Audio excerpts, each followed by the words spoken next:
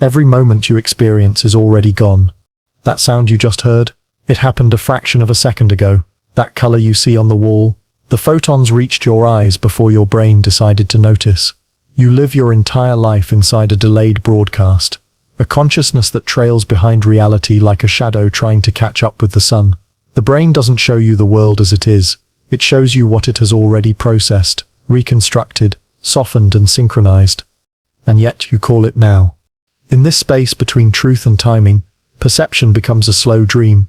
Every heartbeat you feel, every word you hear, every movement you make, all of it has already happened before you know it did. You are the last to arrive at your own life. The self you believe to be present is just a carefully edited replay.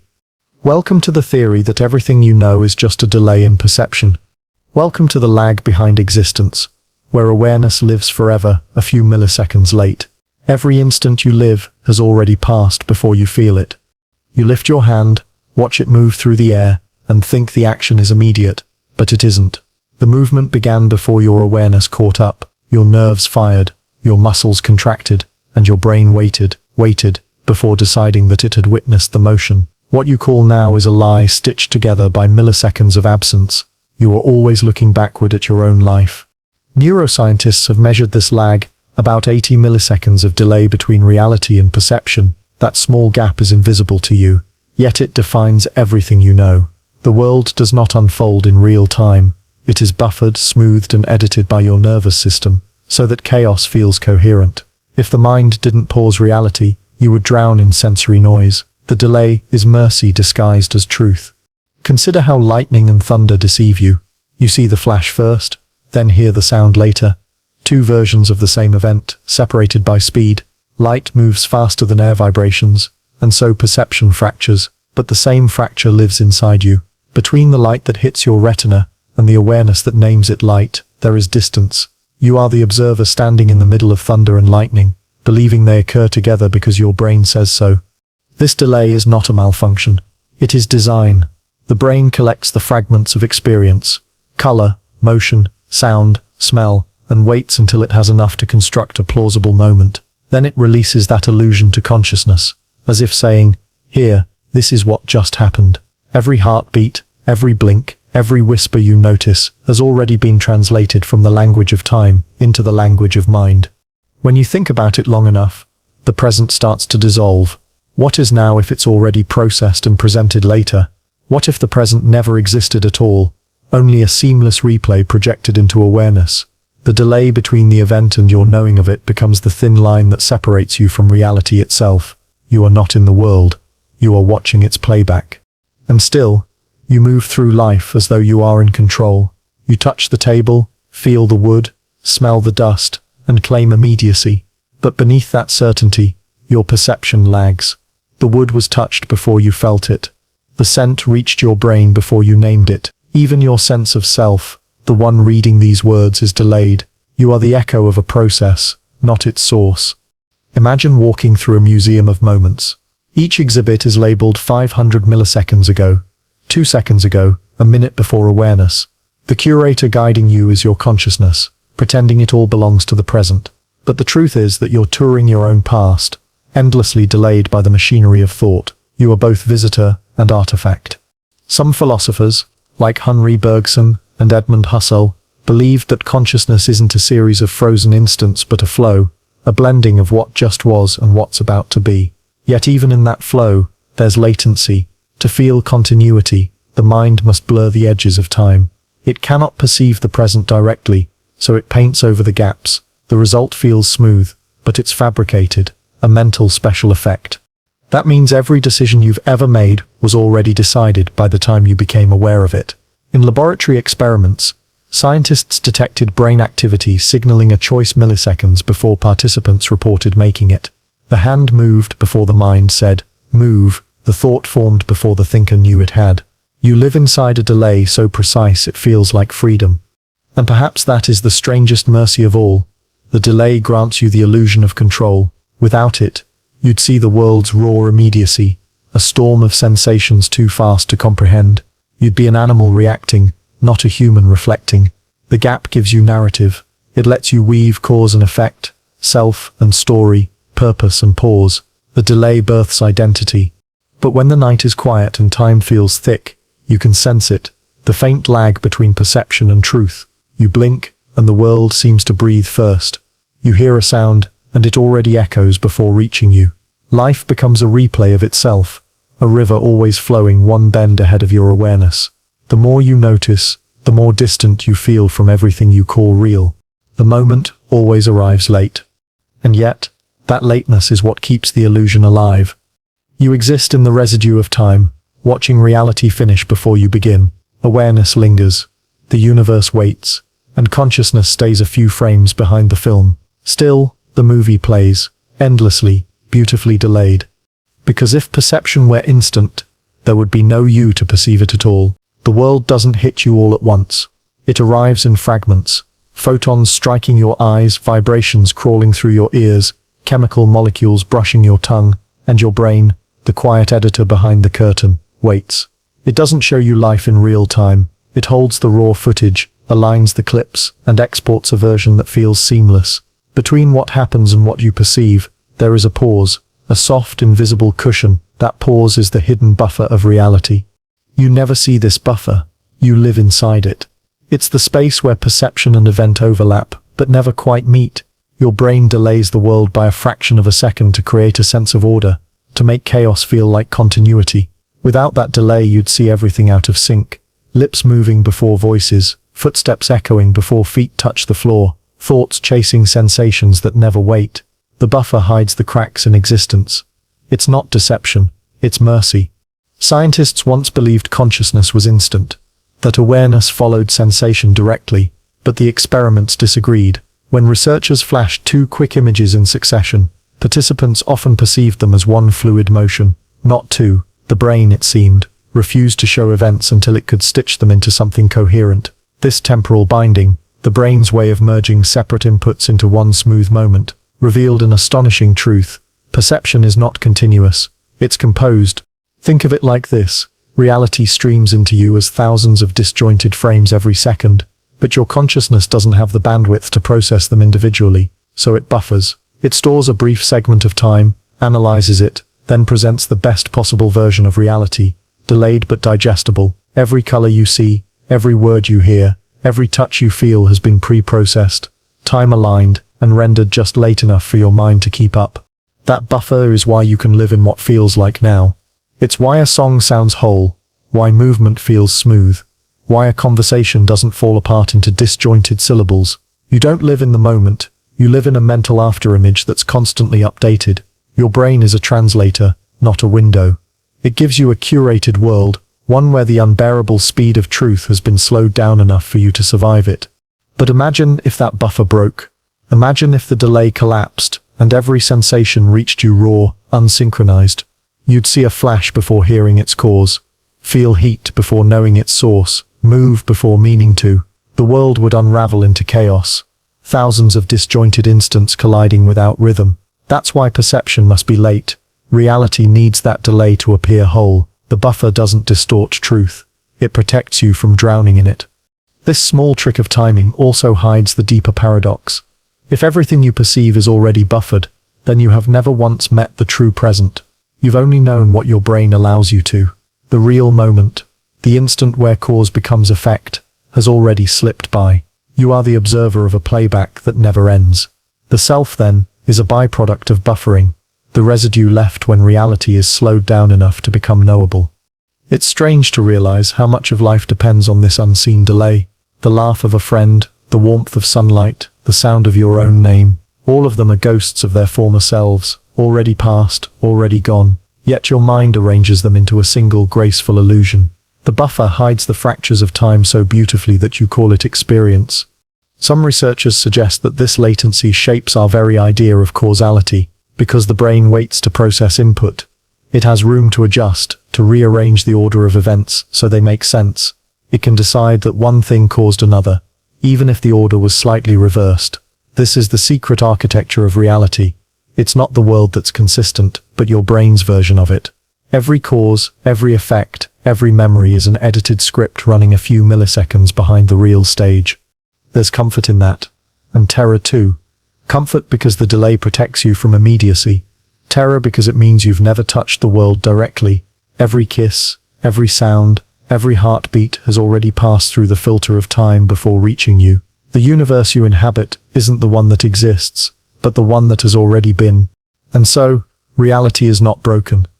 It's steps buffered, a delicate lag between what happens and what's shown. A grace period that lets consciousness exist at all. Without that tiny space of delay, there would be no order, no memory, no self. The mind would be crushed by simultaneity, all things happening at once, without narrative, without meaning. The buffer saves you from the flood. But the price of that safety is distance. You are always one beat away from truth. Always watching the world just after it ends. Light always wins the race, but your mind never crosses the finish line with it. Every photon that touches your eye has already ended its journey by the time you see it. It left the surface of a wall, a tree, a face, a star, and entered your pupil long before you decided to look. You see only what has already happened. The world you perceive isn't the one that exists now, but the one that was a moment ago. Even in daylight, you are living in the past. When you gaze at a star, the illusion is obvious. The light that reaches you tonight may have traveled thousands of years to arrive. You're not seeing the star as it is, but as it once was, perhaps long after it's burned out. Yet the same principle holds for everything closer. The distance between your eyes and your surroundings is microscopic compared to cosmic space, but the delay still exists. The light that hits your retina takes nanoseconds to arrive, and the brain takes even longer to decide that you've seen something at all. Your consciousness, slow and deliberate, trails behind the speed of light like an afterthought. Imagine standing in a room where someone flicks a switch. The bulb ignites, photons scatter, and by the time your mind declares, "It's bright now," the room has already been illuminated for a measurable fraction of time. That's the secret rhythm of perception, a constant lag between the world's motion and your realization of it. You never perceive events as they are. You perceive them after they've been translated into awareness. This delay reveals something fundamental. Perception is not about accuracy, it's about usefulness. Your brain isn't trying to show you the universe in real time. It's trying to keep you alive. Processing takes time, and evolution chose survival over immediacy. If you could somehow see things as they truly happen, if your awareness matched the speed of light, your senses would shatter under the torrent of data. The buffer, the lag, the delay, all of it exists to soften reality into something you can endure. And yet, there's something haunting about knowing that light outruns your awareness. You are always one blink behind truth. The sunrise has already begun before you feel its warmth. The person you love has already smiled before your mind registers their face. Even the reflection in a mirror is older than you think. An echo of photons rebounding from your skin, taking the long way back to your eyes, and reaching consciousness just a little too late. This delay defines the boundary between reality and experience. The external world, the one that exists beyond your skull, is pure immediacy, particles colliding, waves folding, atoms vibrating at impossible speeds. Inside your mind, time thickens. Every photon slows down to fit the language of neurons and electricity. Every flash becomes a story. Every instant becomes memory. By the time awareness declares "I see," the light has already moved on. What you're really seeing is a trace, a faded imprint of something that no longer exists. Somewhere inside your brain, in a fraction of a second no longer than a breath, billions of cells perform the quiet miracle of vision. They catch the light, decode it, and recreate the world in silence. But in that same fraction, the universe outside has already changed. The sun has shifted, the air has stirred, your body has aged by an immeasurable degree. You never truly meet the present, you meet only its ghost. It's unsettling, isn't it? To realize that all you know is history, that you walk through existence surrounded by light that's already gone. Every color, every shadow, every glint of reflection is an obituary for the moment it came from. Even your memories are layers of these delays stacked upon one another. Sight delayed by milliseconds, thought delayed by seconds, recollection delayed by years. The past, then, isn't behind you, it's all around you, glowing faintly, still catching up to your perception. But perhaps this delay is not a flaw, but a kind of grace. If awareness were instant, there would be no depth, no meaning, no pause to interpret. The gap between light and knowing gives birth to reflection, the space in which you think, feel, and remember. Awareness may never win the race, but it transforms the finish line into consciousness itself. You can't outrun light, but you can learn from the shadow it leaves behind. And so, every time you open your eyes, you are not witnessing the world as it is. You are witnessing the memory of light. You live surrounded by the remains of moments that have already died. But within that delay lies beauty, the soft mercy of distance between what happens and what you understand. Reality flashes by at the speed of light. You trail behind it at the speed of thought. The light always arrives first. Awareness only ever follows. The brain is not a witness to the present. It's a forger of the past. What you call now doesn't truly exist inside your skull. By the time your neurons agree that something has happened, the event has already dissolved into memory. Your experience of the world is not live. It's a reconstruction. The brain fabricates the illusion of immediacy by blending what's just happened with what it predicts will happen next. You are not living in the present. You're living in its ghost. Every moment of awareness begins as electrical whispers crawling through nerve fibers. The signals from your eyes, ears, skin, and body travel at different speeds. The brain waits a few dozen milliseconds before stitching them together into one seamless scene. That waiting time is crucial. Without it, reality would arrive disjointed, like a film played out of sync. So the brain pauses the world. It holds the sensory fragments in suspension, then overlays them into a story that feels smooth, coherent, real. But what you end up perceiving is not the world itself. It's a neurological echo, a ghost image, a polished version of what was. Every thought, every touch, every word you speak rides this invisible delay. The moment you think, "I'm alive right now," that now has already faded into the archive of your mind. Think of it like a film projector that is always half a frame behind the movie. The reel keeps turning, the audience doesn't notice, and the story feels continuous. But the projection is never truly synchronized with what was filmed.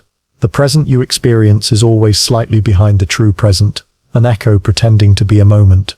Experiments have shown that the brain's present is roughly 80 to 100 milliseconds old. That's enough time for a fly to dodge your hand before you even decide to swat it. Enough time for a word to reach your ear and slip into meaning after it's already spoken. You're chasing the world in slow motion, but your consciousness hides that truth behind a comforting illusion of flow. This ghost of now also explains why time bends under emotion. When fear grips you, milliseconds stretch. When joy consumes you, they shrink. The brain alters its internal clock, slowing or speeding the rhythm of perception to match your state. It doesn't record reality evenly. It edits for drama. The now you feel depends less on the outside world and more on the pulse of your inner one. But there's a deeper mystery. If your sense of the present is delayed, then the you who experiences it isn't the same you who lived it. The self is always lagging behind its own body. The mind you call me is just the afterimage of previous decisions, previous sensations, previous reactions. The ghost of now is also the ghost of you. Yet, the illusion is elegant. The delay gives you coherence. It allows your thoughts, senses, and actions to line up like synchronized instruments in an orchestra. Without it, life would collapse into noise. Sight without sound, sound without meaning, action without memory. The brain's ghost of now is what turns chaos into continuity. It's not a flaw, but a masterpiece of timing. Still, if you sit long enough in silence, you can feel the distance, that faint dislocation between perception and presence. The air hums a moment before you hear it. Your heart beats before you feel it. Your mind reacts before you know why. The you who is aware of these sensations is forever late to its own life. You are consciousness running on delay, decoding a world that's already moved on. And maybe that's the strange tenderness of existence, that you are never truly here, only almost here, living among echoes of a moment that has already vanished. The present, like smoke, exists only as long as you don't try to hold it. The instant you reach for it, it's gone, leaving behind only the warmth of what was. So when you breathe, when you blink, when you think you are touching this second, remember the real moment is already behind you. What you're feeling now is the brain's gentle lie, the comforting residue of an event that has already passed. You are watching a replay of life that's still being written. The ghost of now is all you've ever known. And somehow, that sips enough to call it living. You are not who you think you are. At least, not right now. The self you're experiencing in this moment already belongs to the past. The words you hear, the air you breathe, the heartbeat pulsing in your chest. All of it has happened a fraction of a second before you become aware of it. You're always a little late to your own existence, like an actor watching their performance from behind a glass wall.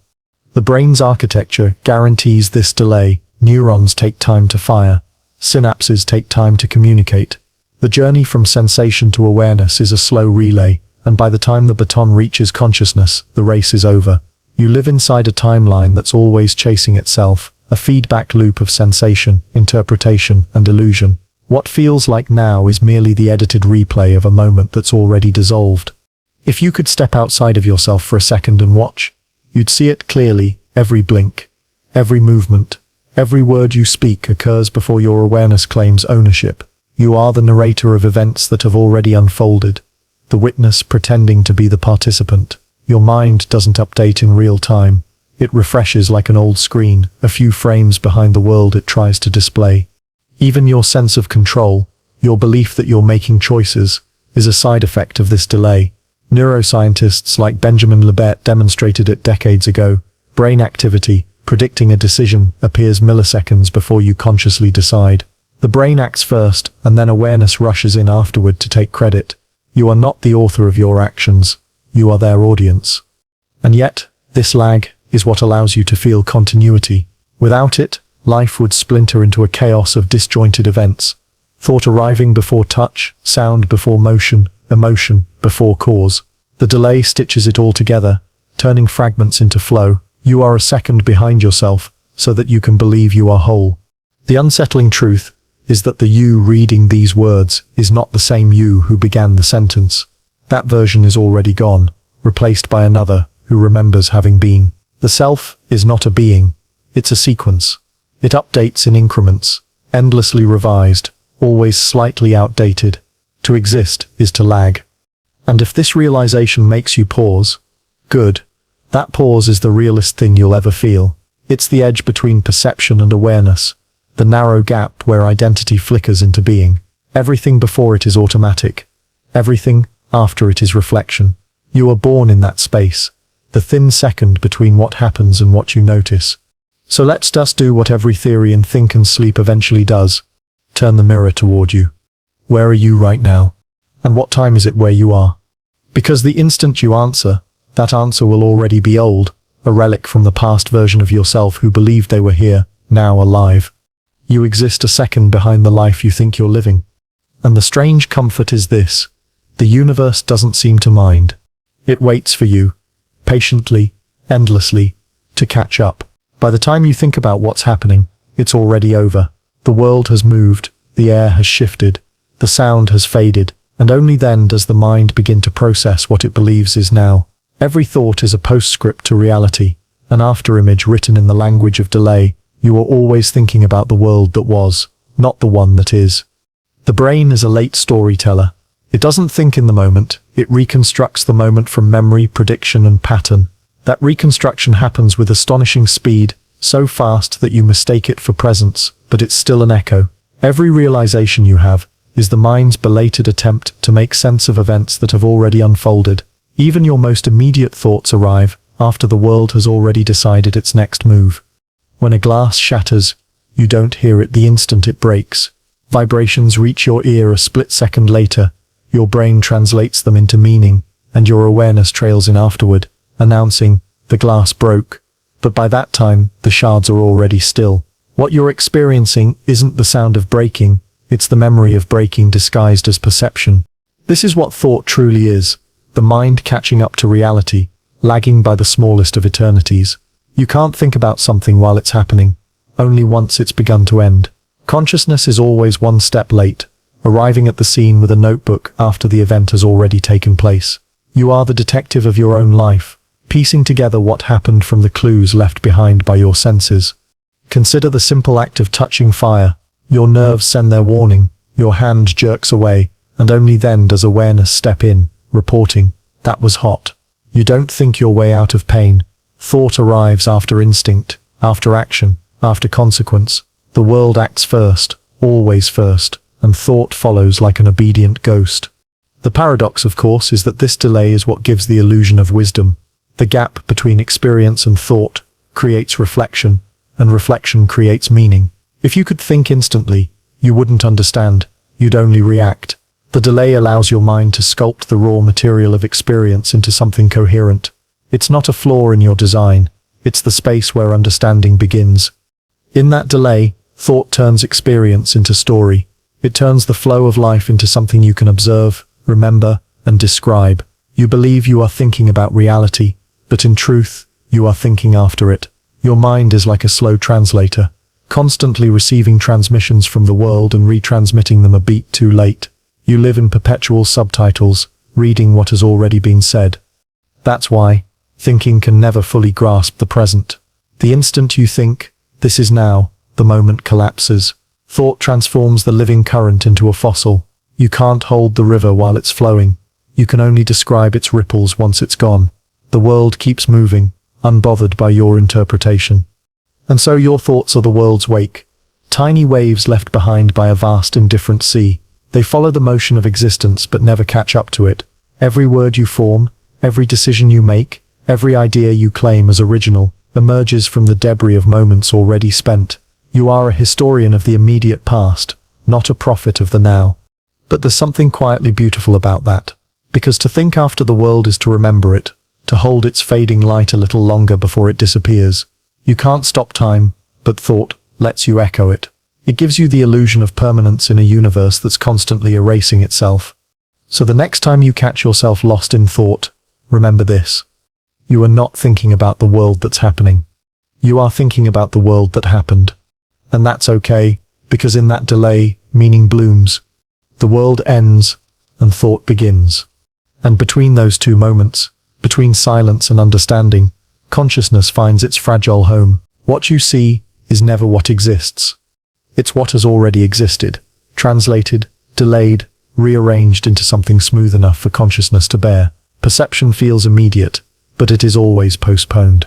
Every color, shape, sound, and sensation you experience is a mirage sculpted from data that's already expired. You don't witness reality, you witness its echo, reconstructed in the theater of your brain a heartbeat too late. The illusion begins with the senses.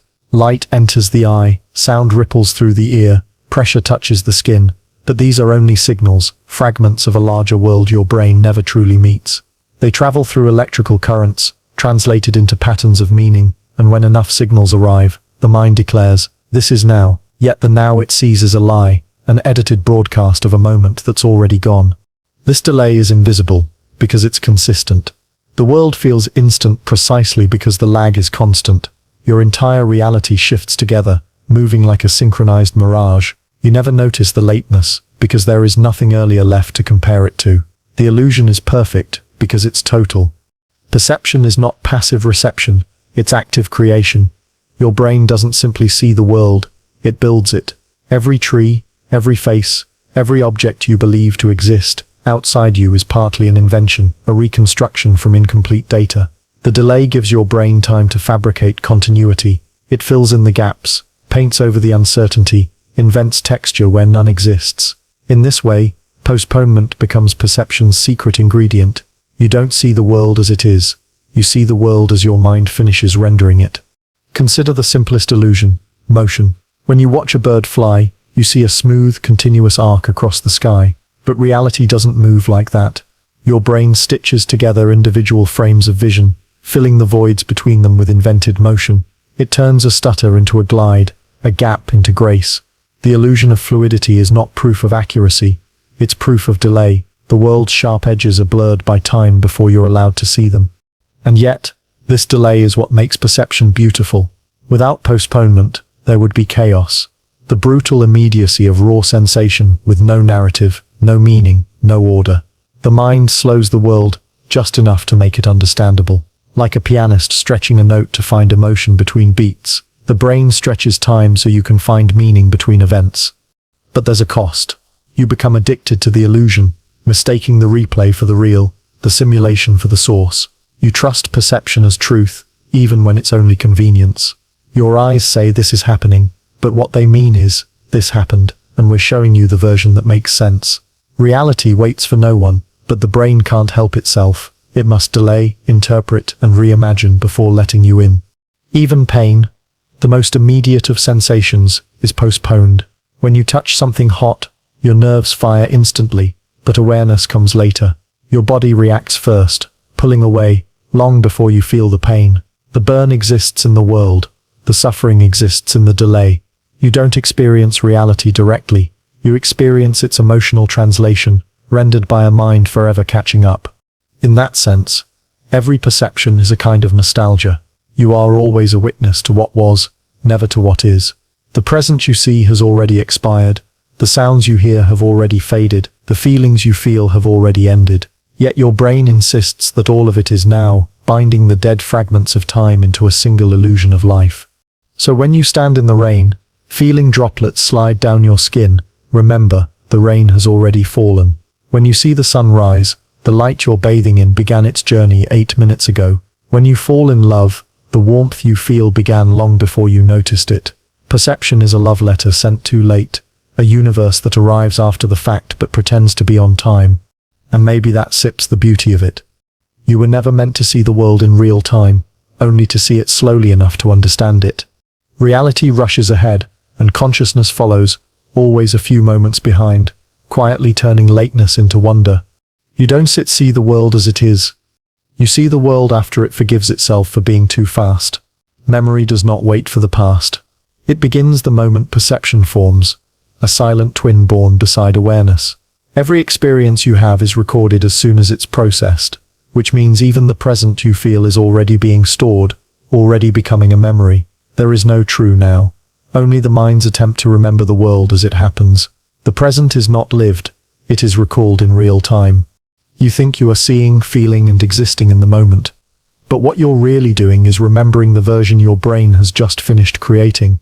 The present is your most recent memory, projected onto the illusion of continuity. Your awareness is a film reel spinning behind you, playing the world back just fast enough that it looks like life. Neuroscientists have found that when you experience something, a sound, a face, a touch, the hippocampus begins encoding it before you even realize it happened. That means your sense of now is built from immediate recollection, not perception. You are constantly remembering, not perceiving. The mind doesn't observe the world. It archives it, labeling each instant as if it were already over.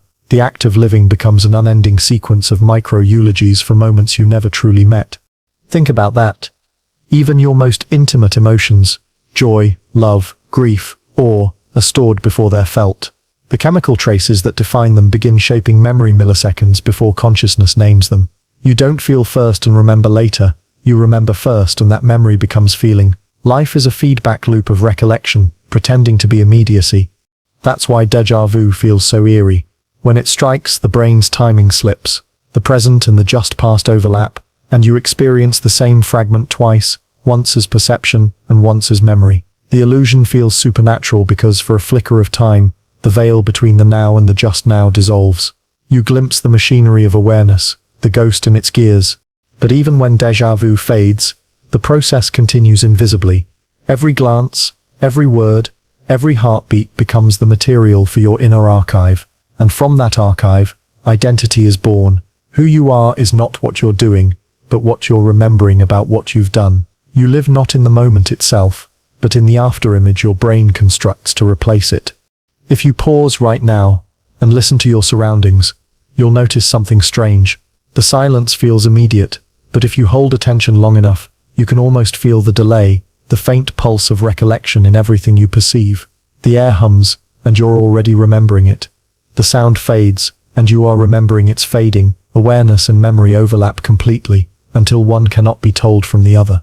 This is why time feels like a loop. The present keeps feeding itself to the past, and the past keeps reshaping the present in return.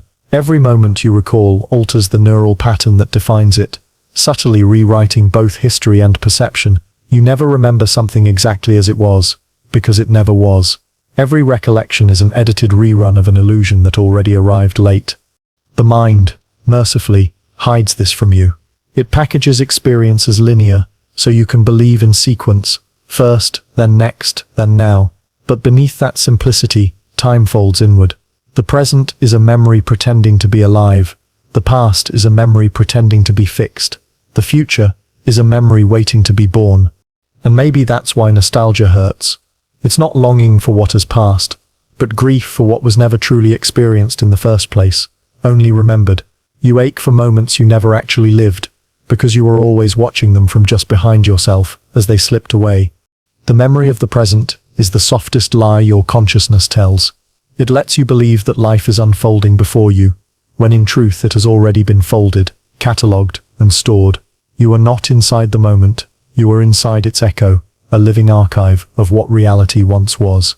And perhaps that is enough, because within that gentle delay, between remembering and being, lies the only place where awareness can exist at all. In the memory of the present, where the world keeps ending just in time for you to notice. Vision is the mind's most convincing illusion, a window that opens not to the world, but to what your brain has already decided the world should look like. You don't see with your eyes, you see with memory. Every color, every contour, every flicker of light is matched, cross-referenced, and rebuilt from your library of past impressions. What feels like seeing is remembering quickly enough to mistake it for perception. When photons strike your retina, they begin their long relay through layers of processing, the optic nerve, the visual cortex, the associative regions that give shape and name to form. But before awareness ever enters the picture, the brain has already filled in what it expects to find. You never see reality as raw data. You see the prediction your mind made about it. By the time consciousness arrives, the world has been reconstructed from memory, smoothed into the familiar. That's why you can recognize a friend's face in a crowd faster than your eyes could possibly analyze each feature. Your brain doesn't start from zero, it starts from stored templates, bending new light to fit old patterns. In that sense, every glance is an act of recall. The present becomes meaningful only by comparison to the remembered past. And sometimes, that system betrays you. You stare at something ordinary, a shadow, a shape, a flicker in peripheral vision, and for a split second, it becomes something else entirely. A face where there isn't one, a movement where nothing moved. The mind reaches into memory to interpret incomplete information, then quietly corrects itself before you notice. Most of perception happens this way. Invisible revisions, constant negotiation between the seen and the remembered. Even color itself is a memory. The brain adjusts for lighting, context, expectation, recalling how objects should look. That's why the same dress can appear blue to one person and gold to another. You're not arguing about hue, you're arguing about remembered light. The world outside is neutral, the world inside is tinted by recollection. When you walk through your home in darkness and still find your way, it isn't because you see, it's because your memory sees for you. When you imagine someone you love, and their image appears effortlessly behind your eyelids, that isn't imagination, it's perception without input. The boundary between vision and memory blurs so completely that the two become one. This union reveals a deeper truth. Seeing is never about discovering, it's about confirming. You don't look to find out what's there, you look to verify what you already believe is there. The mind turns every gaze into a quiet act of self-reassurance. Yes, the world is still as I remember it. That is why change unsettles us. Not because it's unfamiliar, but because it demands that we rebuild our entire map of seeing from scratch. In this way, every act of sight is nostalgia. You are always looking backward, using yesterday's memories to decode today's light. The person you see in the mirror is not who stands there now, but the one your brain recalls a heartbeat too late. The world you navigate is a museum of recollections, constantly curated by your nervous system to appear alive. And when you close your eyes, vision doesn't end. It merely retreats deeper into memory's archives, replaying images you never truly saw in real time. Dreams, hallucinations, imagination, all are forms of sight untethered from the present, proof that the mind doesn't need reality to see, it only needs its own records. So perhaps seeing and remembering are not two processes but one perception extended backward through time. Every moment of vision is a small resurrection of what has already passed. The eyes gather the remnants of light, the brain resurrects them, and consciousness mistakes that resurrection for reality. When seeing becomes remembering, the world turns gentle, softer, slower, slightly out of sync, as though it knows you need time to catch up. You walk through the remnants of light, watching yesterday illuminate today, and call it living. Because in truth, you never really see the world. You only ever remember it in progress. 80 milliseconds. That's all it takes to separate truth from experience. A blink inside a blink, small enough to feel like nothing, large enough to contain your entire life. It's the time it takes for light to reach your eyes, for nerves to signal, for your brain to decide what you've just seen. In that narrow gap lies the grand deception of consciousness, the belief that what you experience is happening now. It isn't. You live in an edited replay, delayed by a fraction of a heartbeat, and the mind pretends the broadcast is live. The lie begins with kindness. Your brain doesn't want you to see the world in fragments, so it slows time down. It holds the incoming flood of sensory information just long enough to piece it together, colors, motion, sound, touch, and then releases it all at once as a single unified moment.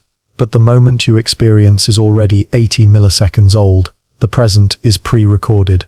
This is the same trick used by live television, a broadcast delay, built to censor chaos before it reaches the audience. The universe plays in real time, but your consciousness receives it after the cut. You are the viewer, not the actor, watching a version of the world that's already passed through editing. The lie is not malicious, it's essential. Without it, you'd see flashes instead of flow, noise instead of music, chaos instead of coherence. The delay keeps the illusion smooth. It lets you believe in a reality that makes sense. But once you know about the delay, you can't unsee it. Every glance feels retroactive. Every touch feels like a memory. You begin to sense the quiet machinery of the lie, the mind stitching together moments like frames in a film reel, pretending they're continuous. You lift your hand, and awareness follows after, like an echo trying to find its source. You are never the one moving. You are the one remembering movement. Neuroscientists call this the perceptual moment. The brain collects roughly 80 milliseconds of data before presenting it as the now. Anything within that window is merged, averaged, and reassembled into a single perception. Outside it, events feel separate, too fast, too strange, too sharp to fit into your version of time. The lie, then, is not that perception is delayed, but that you ever believed it wasn't. This latency shapes everything you experience. Your reaction times, your awareness, even your idea of causality. When you see a flash and hear a sound, your brain adjusts their timing to make them seem simultaneous. When you make a movement, it aligns the feeling of intention with the physical motion, even though they happen apart. The lie is seamless.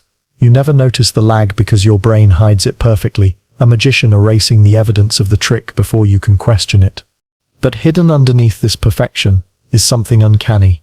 If the mind can shift, blend and reorder time to create a coherent now, then what else does it alter without permission? How much of what you believe is sequence, cause, effect, reason, emotion, is really a rearrangement done behind your back? The delay doesn't just bend perception, it bends meaning. The lie of 80 milliseconds is not just temporal, it's existential. And yet, maybe you should be grateful for it. Without this small delay, consciousness would fracture. You'd see before hearing, act before knowing, remember before feeling. The mind's illusion of simultaneity is what lets you survive the speed of existence. It's what turns chaos into narrative, an 80-millisecond mercy disguised as deceit. But that mercy carries a quiet melancholy, because it means you've never once been truly present. You've only ever been punctual to the past. The laughter you hear is already fading, the sunrise already burned, the thought you're having already concluded. You are forever slightly late to your own life. And still, the lie is beautiful, because in that sliver of delay, awareness blooms. It's where consciousness catches up, where meaning forms, where the world becomes knowable. The truth may happen first, but the lie lets you understand it. So the next time you think you're in the present, walking, breathing, watching light spill across the room, remember your mind is still 80 milliseconds behind. The world has already moved on. You are living in a gentle hallucination of what just was, and calling it now. Awareness is not a live broadcast, it's a highlight reel. By the time you realize what's happening, it already has. The brain doesn't let you experience reality in raw form. It edits, refines, and delays, replaying the world back to you as if it were still unfolding. The you who feels present is actually watching an instant that has already ended, a recording stitched together with precision so that it feels continuous. You exist inside a replay, so seamless it convinces you it's happening now. But every blink, every heartbeat, every whisper around you is history, softened, delayed, and reconstructed into the illusion of flow. The real world races forward, while awareness lingers behind, carefully curating the footage it shows you. Think of a security camera that records footage for a few moments before displaying it on screen. What you're seeing looks live, but it isn't. It's just recent enough to fool you. Your consciousness works the same way. It records experience in short bursts, reviews it, and then releases the processed version as your present. You never witness the first draft of reality. You only ever see the playback. This explains the strange sensation you feel when time slows down, during an accident, a shock, a moment of awe. The brain, flooded with emotion, gathers more frames per second, creating a denser replay when the moment finally reaches consciousness. It feels like slow motion because awareness is replaying the same fraction of life in exquisite detail, desperate to keep up with the speed of reality. You're not inside the moment, you're watching its recording in higher definition. Every decision you've ever made, every thought you've believed was spontaneous, has arrived after the event. The neurons responsible for your choice fired long before awareness could take credit. Consciousness watches, waits and narrates, always slightly late, always pretending it was in control. You are not the director of your life, you are the commentator, describing plays that have already been made. Even emotion is delayed. You feel fear after your body has reacted. You smile after your heart has already quickened. You grieve after the loss has already been registered in your cells. Awareness is an interpreter, not an instigator. It follows the story like a reader turning pages, never realizing the ending was written long before. And yet, this delay is not failure, it's artistry. The replay allows you to experience coherence. Without it, your world would disintegrate into raw data. Sights without meaning, sounds without order, sensations without ownership. The brain's delay is what allows the self to exist at all, a spectator in the audience of time, watching the fragments of existence projected just slowly enough to create a story. But if awareness is a replay, who or what watches the screen? The observer feels real, but that feeling too is part of the recording. Another frame inside the film. There is no audience outside the show. The viewer and the viewed are the same illusion, looping infinitely within consciousness. The replay watches itself. You can sense it if you pay close attention. Sit still, listen to your breathing.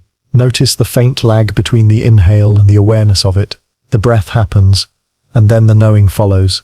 Awareness always comes after, never before, never during.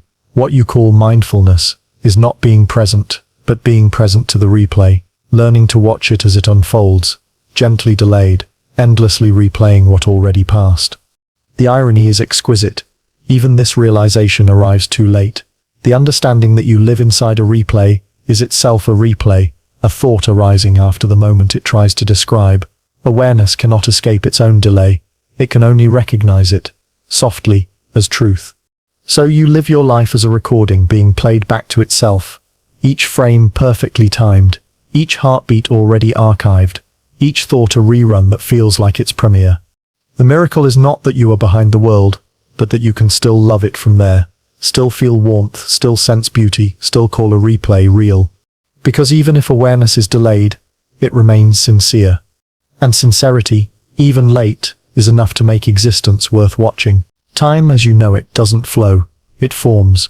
It is sculpted by the delay between reality and awareness, stretched thin by the milliseconds that separate what happens from what's known. You do not live through time, you generate it. Every second exists only because consciousness can't keep up. The gap between event and experience, that quiet, invisible pause, is what creates the illusion of motion, of sequence, of before and after. Without the delay, everything would collapse into a single, incomprehensible instant. It's a strange paradox. If your mind could perceive the world in real time, there would be no past, no future, no memory, no change. Everything would arrive all at once, an infinite storm of simultaneity. You wouldn't be able to tell what just happened, or what's about to happen, because happening itself would have no meaning. The delay is what untangles this impossible knot. It slows reality enough for you to sense flow, to turn existence into a story that moves. Every creature lives by this architecture of lag. The bat's sonar, the owl's eyes, the human heartbeat, all rely on moments of delay to translate chaos into continuity. The brain doesn't record the universe as it is. It interprets it through the rhythm of lateness. Each delay adds depth, layering moments into a sequence the mind mistakes for time itself. In that sense, time isn't an external dimension. It's an internal side effect of perception's slowness. Neuroscientists studying temporal binding discovered something startling. The brain doesn't merely experience delay, it uses it. When two events happen close together, the mind pulls them into a single window of awareness. adjusting their order so they appear cohesive. The lightning and the thunder seem synchronized, not because they are, but because the brain edits them into agreement. The delay creates a harmony where none exists. Time becomes flexible, molded not by physics, but by perception's need for stability. Imagine existence without this mechanism. Every heartbeat, every blink, every word would explode into disjointed fragments. The present wouldn't flow, it would stutter. You'd hear your own voice after your lips stopped moving, feel your body in disconnected pulses, see light before you knew what it illuminated. Without the delay, there would be no rhythm, no continuity to cradle experience. The mind's genius lies in turning lateness into music. It's tempting to think of time as something that passes over you, but in truth, you pass through the delay, moment by moment, creating your own river of experience. The seconds you count are just the footprints of perception catching up to reality. The delay is the heartbeat of awareness, small enough to go unnoticed, large enough to stretch eternity into something you can live through. Even emotion relies on this architecture. You don't feel sadness or joy as they occur. You feel their reverberations after they've already begun. The delay gives space for meaning to form, for cause to become effect, for experience to become reflection. Without it, existence would be immediate but meaningless. A flash of unfiltered sensation without memory or expectation. The delay doesn't just create time, it creates the possibility of narrative. Think of a melody played one note at a time. Each sound depends on the silence between beats to give it shape. The mind's delay is that silence, the gap that allows rhythm to emerge. Without it, the song of existence would be a deafening chord, every note sounding at once, too complete to comprehend. What feels like the passage of time is the space your brain leaves between moments so it can hear its own story unfolding. Even the universe, on a cosmic scale, mirrors this phenomenon. Light from distant stars takes millennia to reach your eyes, turning the night sky into a gallery of ancient ghosts. You look up and call it the present, but it's nothing of the sort. It's a history book written in photons. The delay of distance creates the experience of time. Every star you see has already changed. Every galaxy has already drifted. Every light has already dimmed. The sky is not a window. It's a time machine, powered by lateness. Perhaps that's why humans are haunted by nostalgia. You feel it not because the past was better, but because every moment already is a past by the time you notice it. You live in permanent remembrance. The ache of nostalgia is built into perception, the quiet sadness of realizing that everything you touch is already receding. The delay makes time tender. It turns existence into something you can miss even while it's happening. This delay also explains why the future feels unreachable.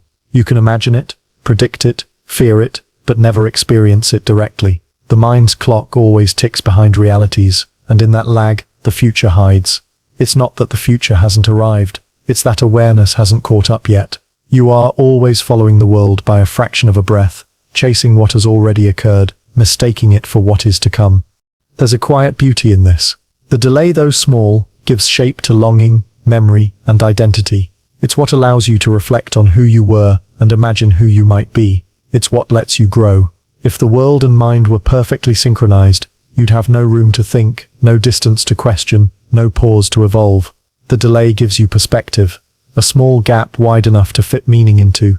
So when you watch the sunrise, you are seeing the past glow in the present, and your awareness of it becomes the future. Within that tiny lag, the whole structure of time unfolds. Past chasing future, present dissolving between them. It's all the same illusion, recycled at the speed of delay. You might think this makes life less real, that knowing you live in a replay steals its immediacy, but it doesn't. It gives it depth. The delay doesn't separate you from reality. It allows you to experience it at all. It's the silent space between cause and comprehension, the breath that turns chaos into order, existence into experience, sensation into story.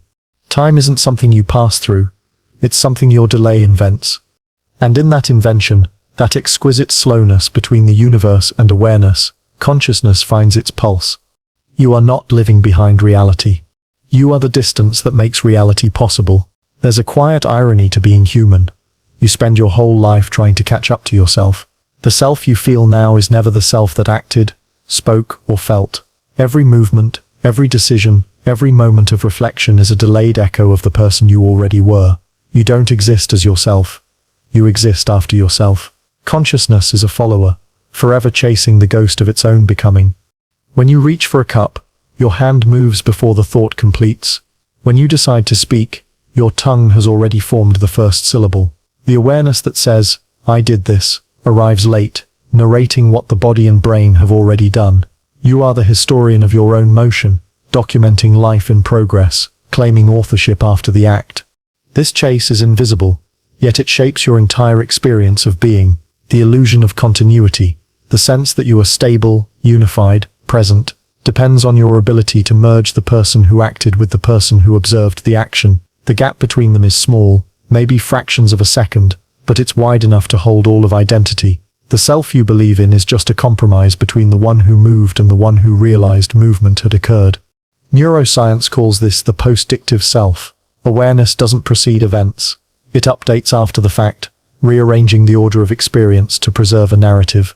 The brain gathers what's already happened, edits it for coherence, and presents it as you. The conscious self isn't the origin of thought, but the editor of it, endlessly rewriting the script of reality to maintain the illusion of authorship. But if the self is always late, then who exactly is living your life? Who makes the decisions before you know they've been made? The unsettling answer is that much of what you are, your habits, your reactions, your emotions, operates in the pre-conscious realm, where perception and action occur before awareness. The conscious self, the one reading these words, is only a witness, a commentator on the stream of existence, catching up to the current that's already carried you forward. And yet, this lag is not an error. It's a form of grace. The delay between action and awareness gives you time to integrate, to reflect, to form identity. If you experienced life in pure immediacy, there would be no you to process it, just impulse, reaction, and chaos. The self emerges in that fraction of a pause, rising from the distance between doing and knowing. You are not the act, you are the echo that gives it meaning. Consider memory. You remember what you did, not what you were.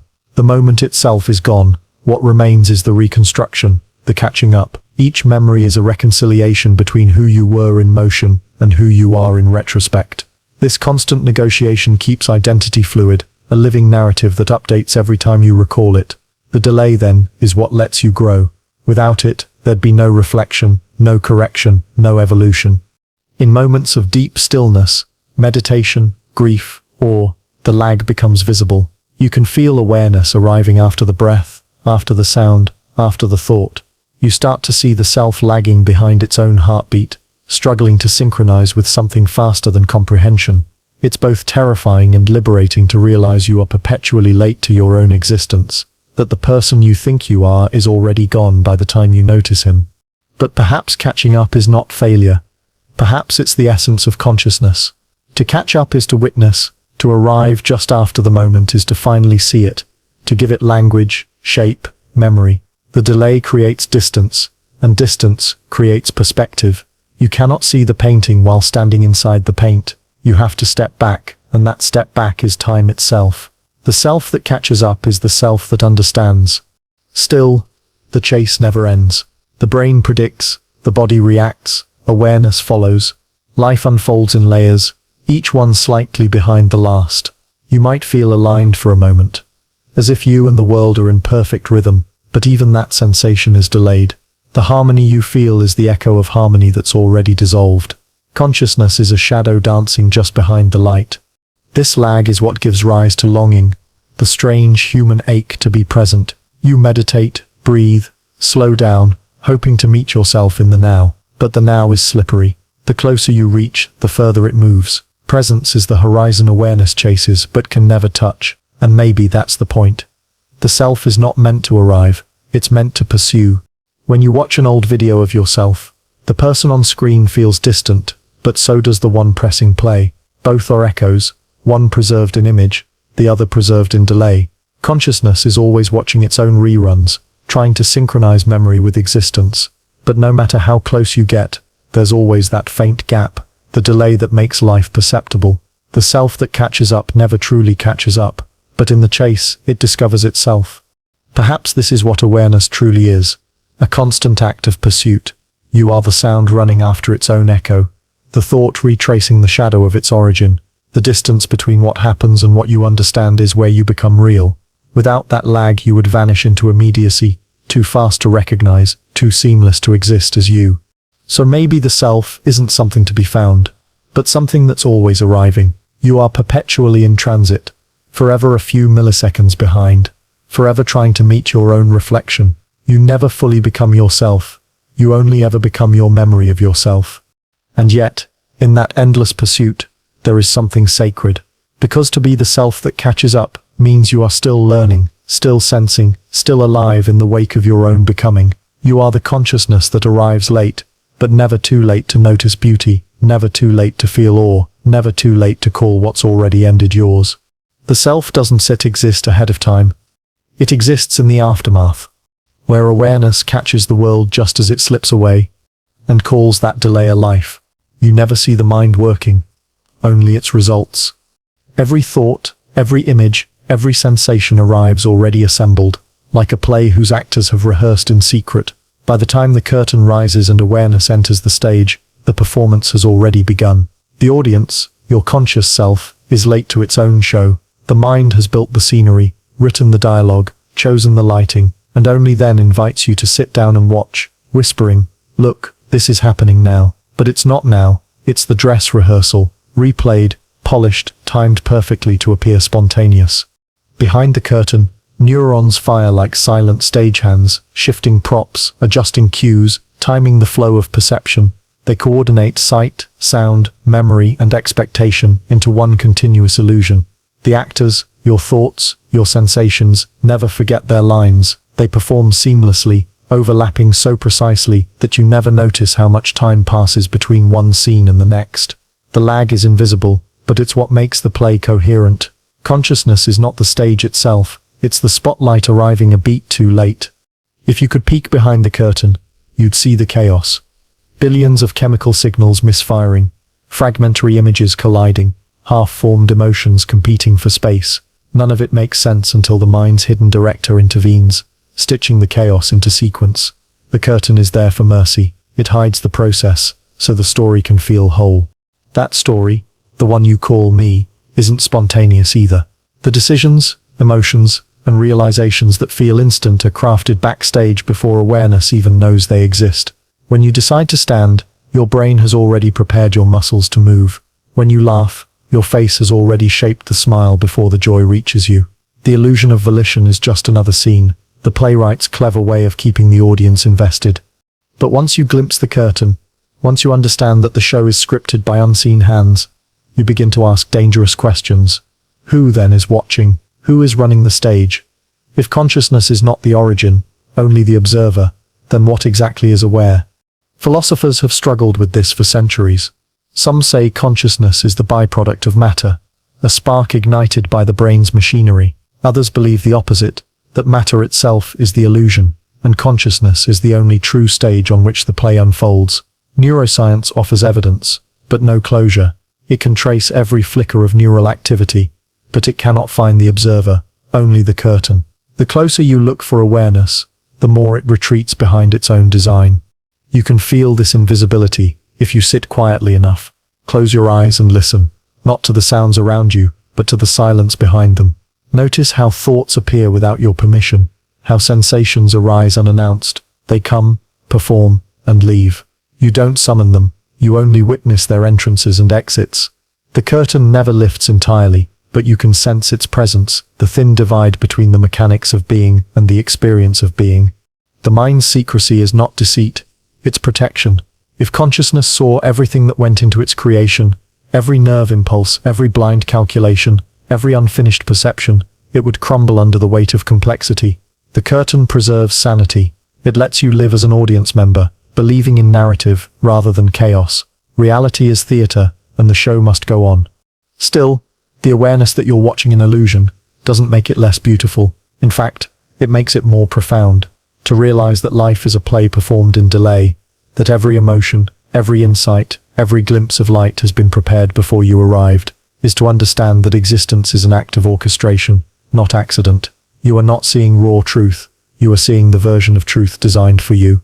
That is why you can find meaning in tragedy, coherence in contradiction, harmony in delay. The mind edits not to deceive, but to make life bearable. It slows down infinity, so that you can call it a day. It filters eternity through time and motion, giving you a sense of sequence, a beginning, middle, and end, so you can navigate what would otherwise be unbearable simultaneity. The curtain is the boundary between infinity and comprehension. And yet, part of you still wonders what lies beyond it. You feel it sometimes. A moment of clarity, a sudden stillness where the illusion thins.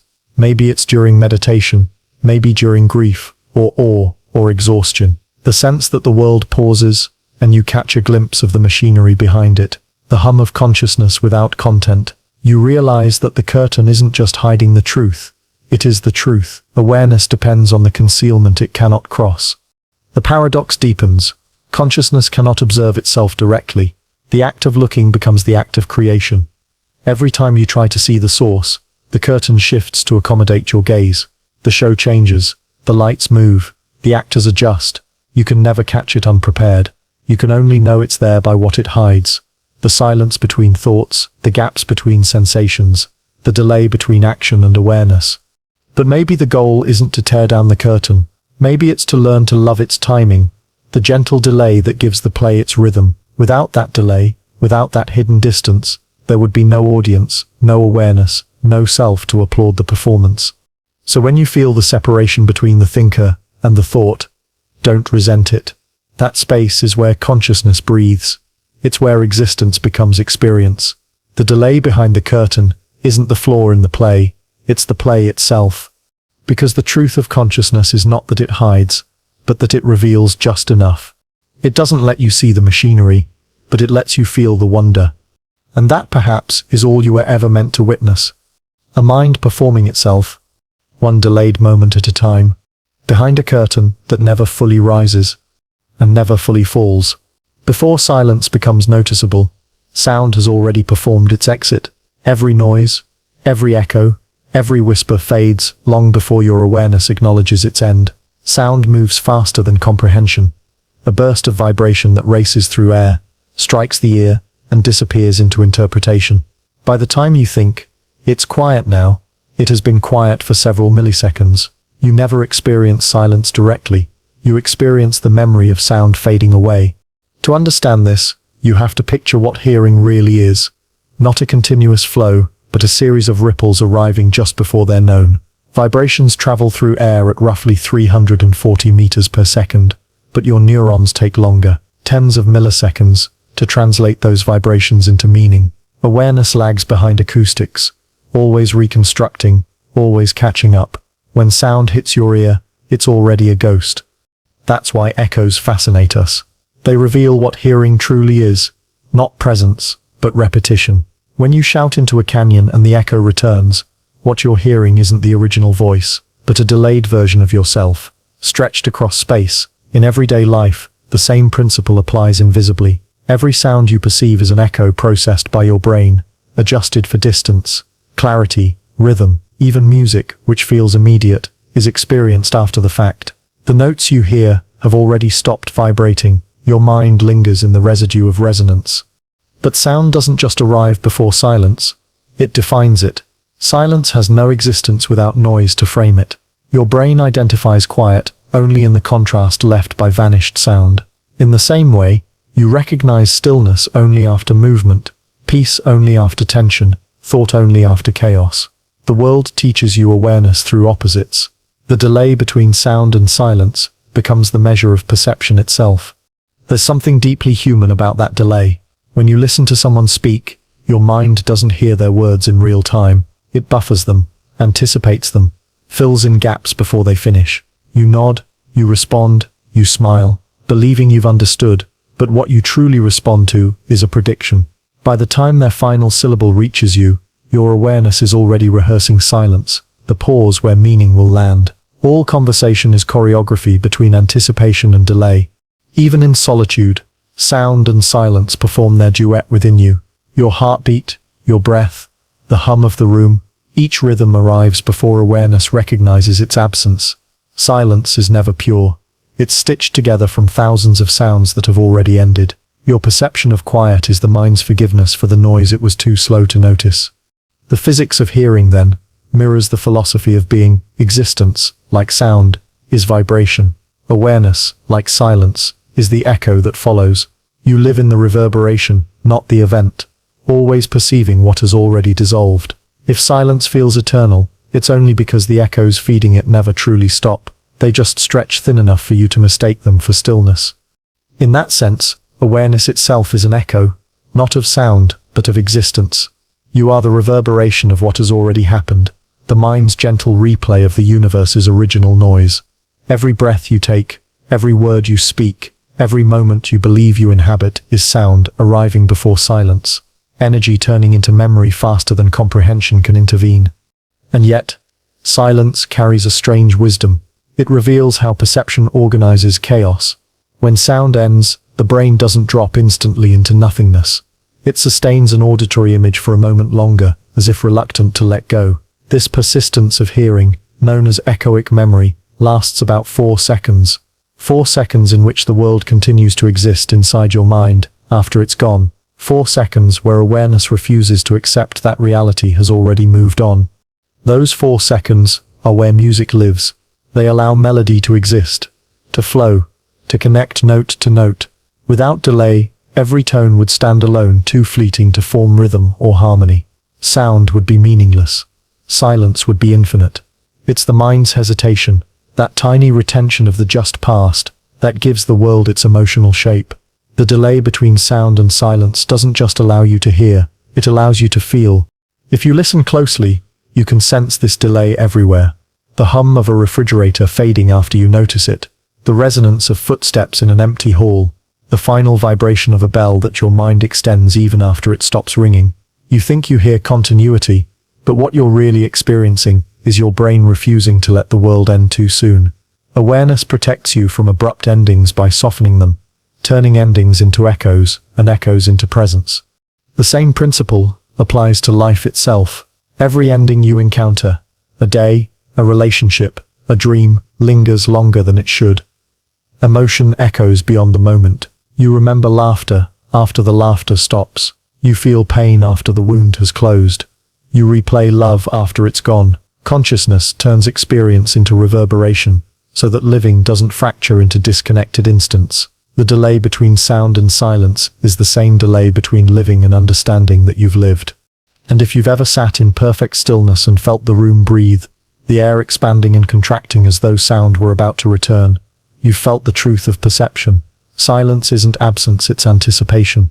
The world never stops making noise. Your awareness simply lags behind it, processing the symphony of existence one echo at a time. So when sound arrives before silence, it's not a failure of perception, it's its foundation.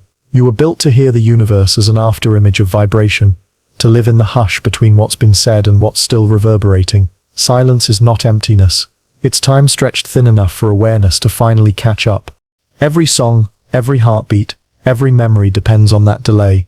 Without it, there would be no rhythm, no reflection, no soul. Sound always arrives first. Silence always follows late. And somewhere in between, in that fragile gap where vibration becomes memory, consciousness listens, waiting to believe it's hearing life unfold right now. Every thought, every sensation, every flicker of awareness you experience lives half a second behind the world. That's the quiet secret, hidden inside the machinery of your brain, the small but immeasurable distance between reality and realization. Researchers call it the half-second delay, the time it takes for neural signals to travel, for the cortex to integrate them, for consciousness to emerge with its confident proclamation. This is happening now. But by the time that declaration arises, it's already over. You exist in that half-second shadow, a gap so small you never notice it, yet so vast it contains your entire life. It's the buffer that keeps your perception coherent, the seam where being turns into knowing. Without it, existence would be raw and unfiltered, a simultaneous flood of stimuli too chaotic to interpret. The delay, though invisible, is the boundary that allows you to think, remember, and act as though time were flowing, instead of arriving all at once.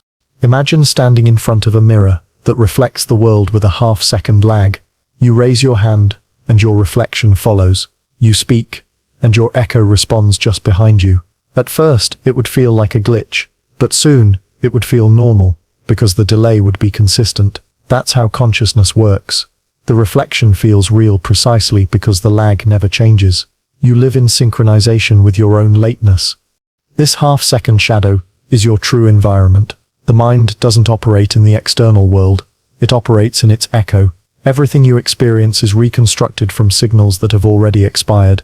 You never touch reality directly. You touch the version your brain has stabilized for you. Like an artist painting from memory, it adds coherence, tone, and interpretation. The masterpiece it produces is called the present. The philosopher Benjamin Libet proved this delay in a famous experiment. Participants were asked to move their fingers whenever they chose, and to note the exact moment they became aware of deciding. But brain scans revealed something unsettling. Neural activity indicating a decision began nearly half a second before participants reported deciding. The body acted first. Consciousness arrived late. The half-second shadow wasn't just perception, it extended into will itself. If awareness trails behind the brain, what does that make free will? Is choice simply an echo? The mind catching up to an action already in motion? When you decide to stand, to speak, to forgive, perhaps those decisions were initiated deep in the unconscious, and you're merely the commentator describing them after the fact. You're not the commander of thought, you're the historian of it. And yet, this delay does something remarkable. It gives you narrative. The half-second shadow provides the illusion of sequence, the sense that life unfolds for you and through you. Without it, you'd have no continuity, no sense of cause and effect, no bridge between what happens and what it means.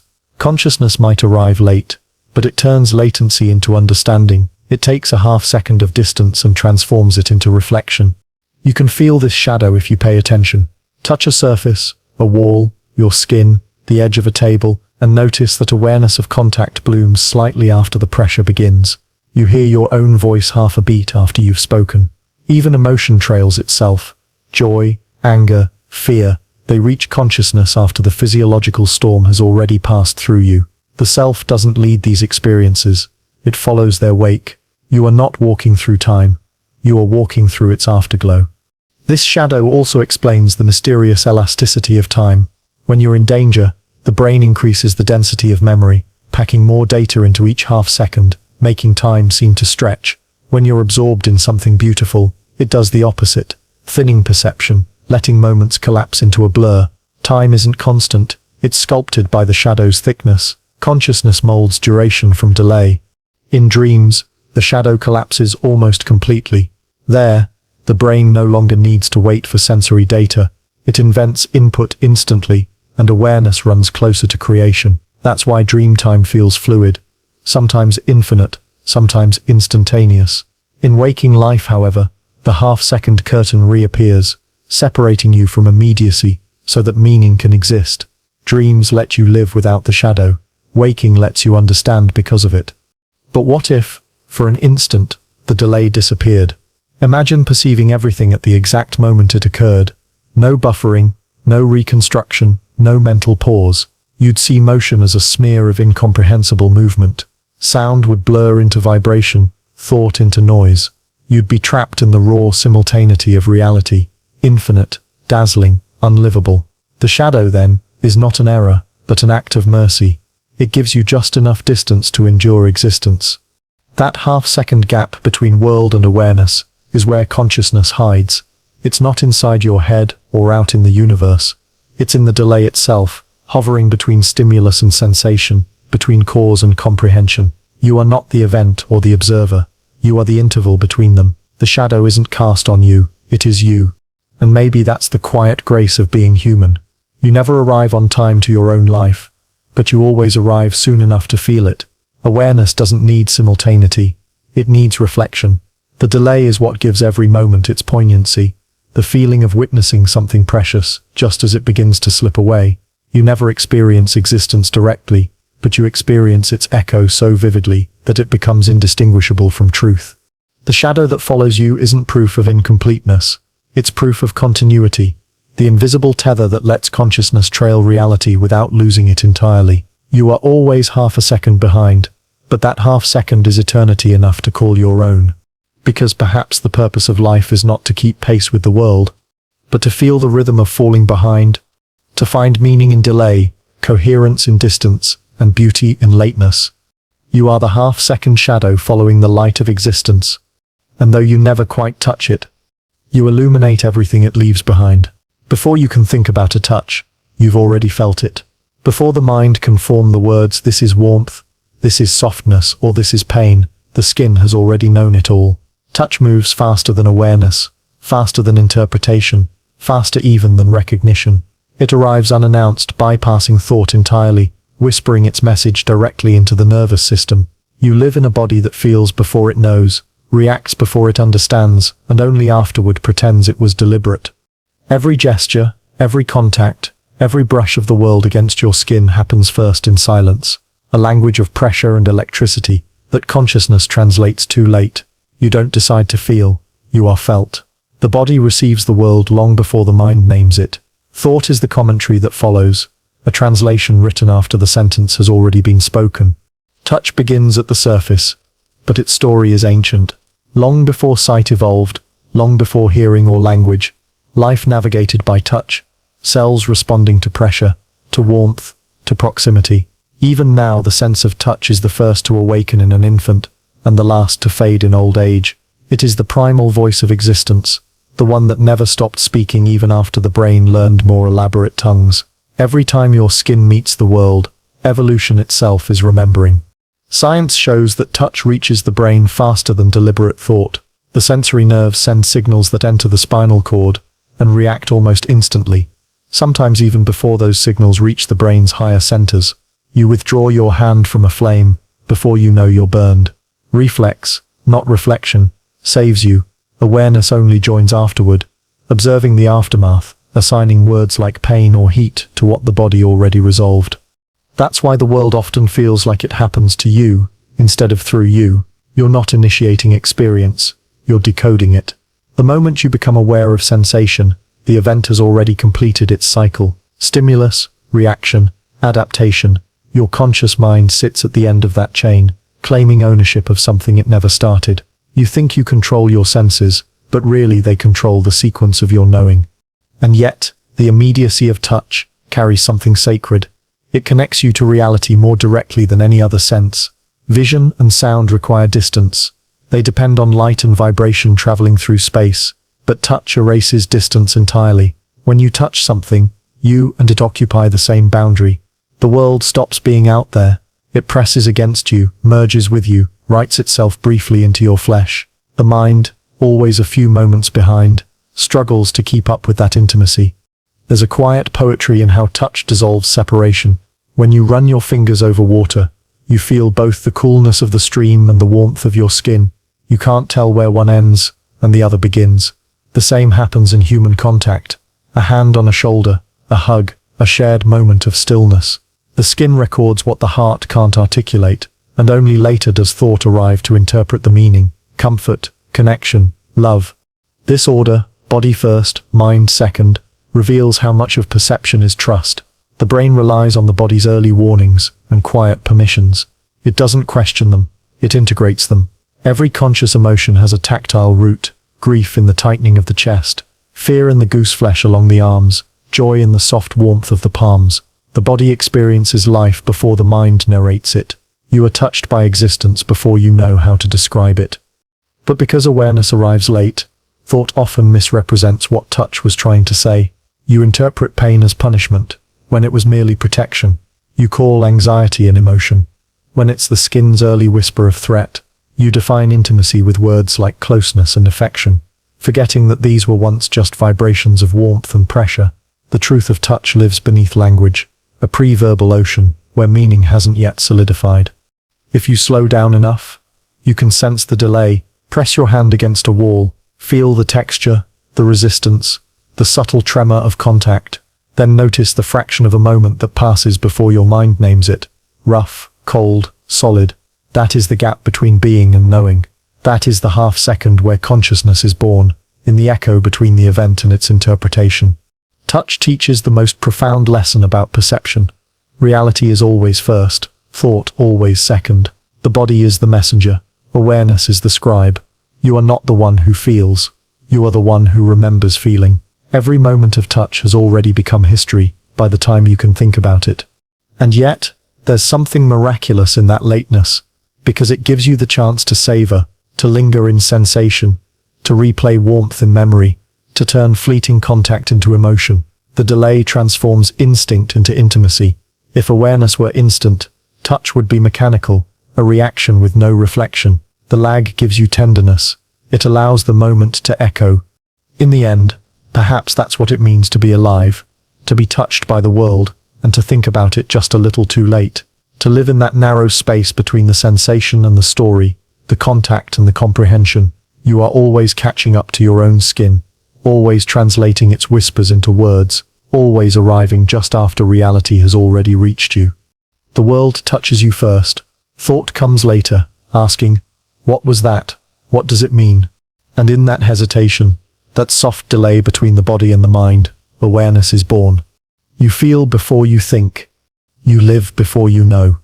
And the miracle is not that you capitulate, but that you arrive at all. Every night when you close your eyes, the mind rehearses existence again, not as it is, but as it thinks it was. Dreams aren't escapes from reality, they're reinterpretations of it. The brain, having spent the day processing the flood of delayed sensations, begins to weave them together into meaning. It's the mind's private theatre, projecting yesterday's echoes onto the blank canvas of sleep. Dreams are what happen when perception turns inward, when the delay becomes the story itself. To understand dreaming, you must first understand how it mirrors waking life. During the day, you receive fragments, flashes of light, bursts of sound, sensations that arrive out of order. The brain, a master editor, patches them together into a seamless illusion called the present. At night, it performs the same trick again, only without input. In the absence of new data, it replays old ones, testing interpretations, rewriting memories, filling the delay with imagination. Dreaming is consciousness trying to catch up. That's why dreams feel so real while they last. The brain uses the same sensory pathways it relies on while awake. The visual cortex still paints color and shape. The auditory centers still produce voice and sound. The only difference is the source. The stimuli no longer come from the outside world but from within the delay itself. The mind becomes both observer and creator, experiencing its own replay as though it were happening in real time.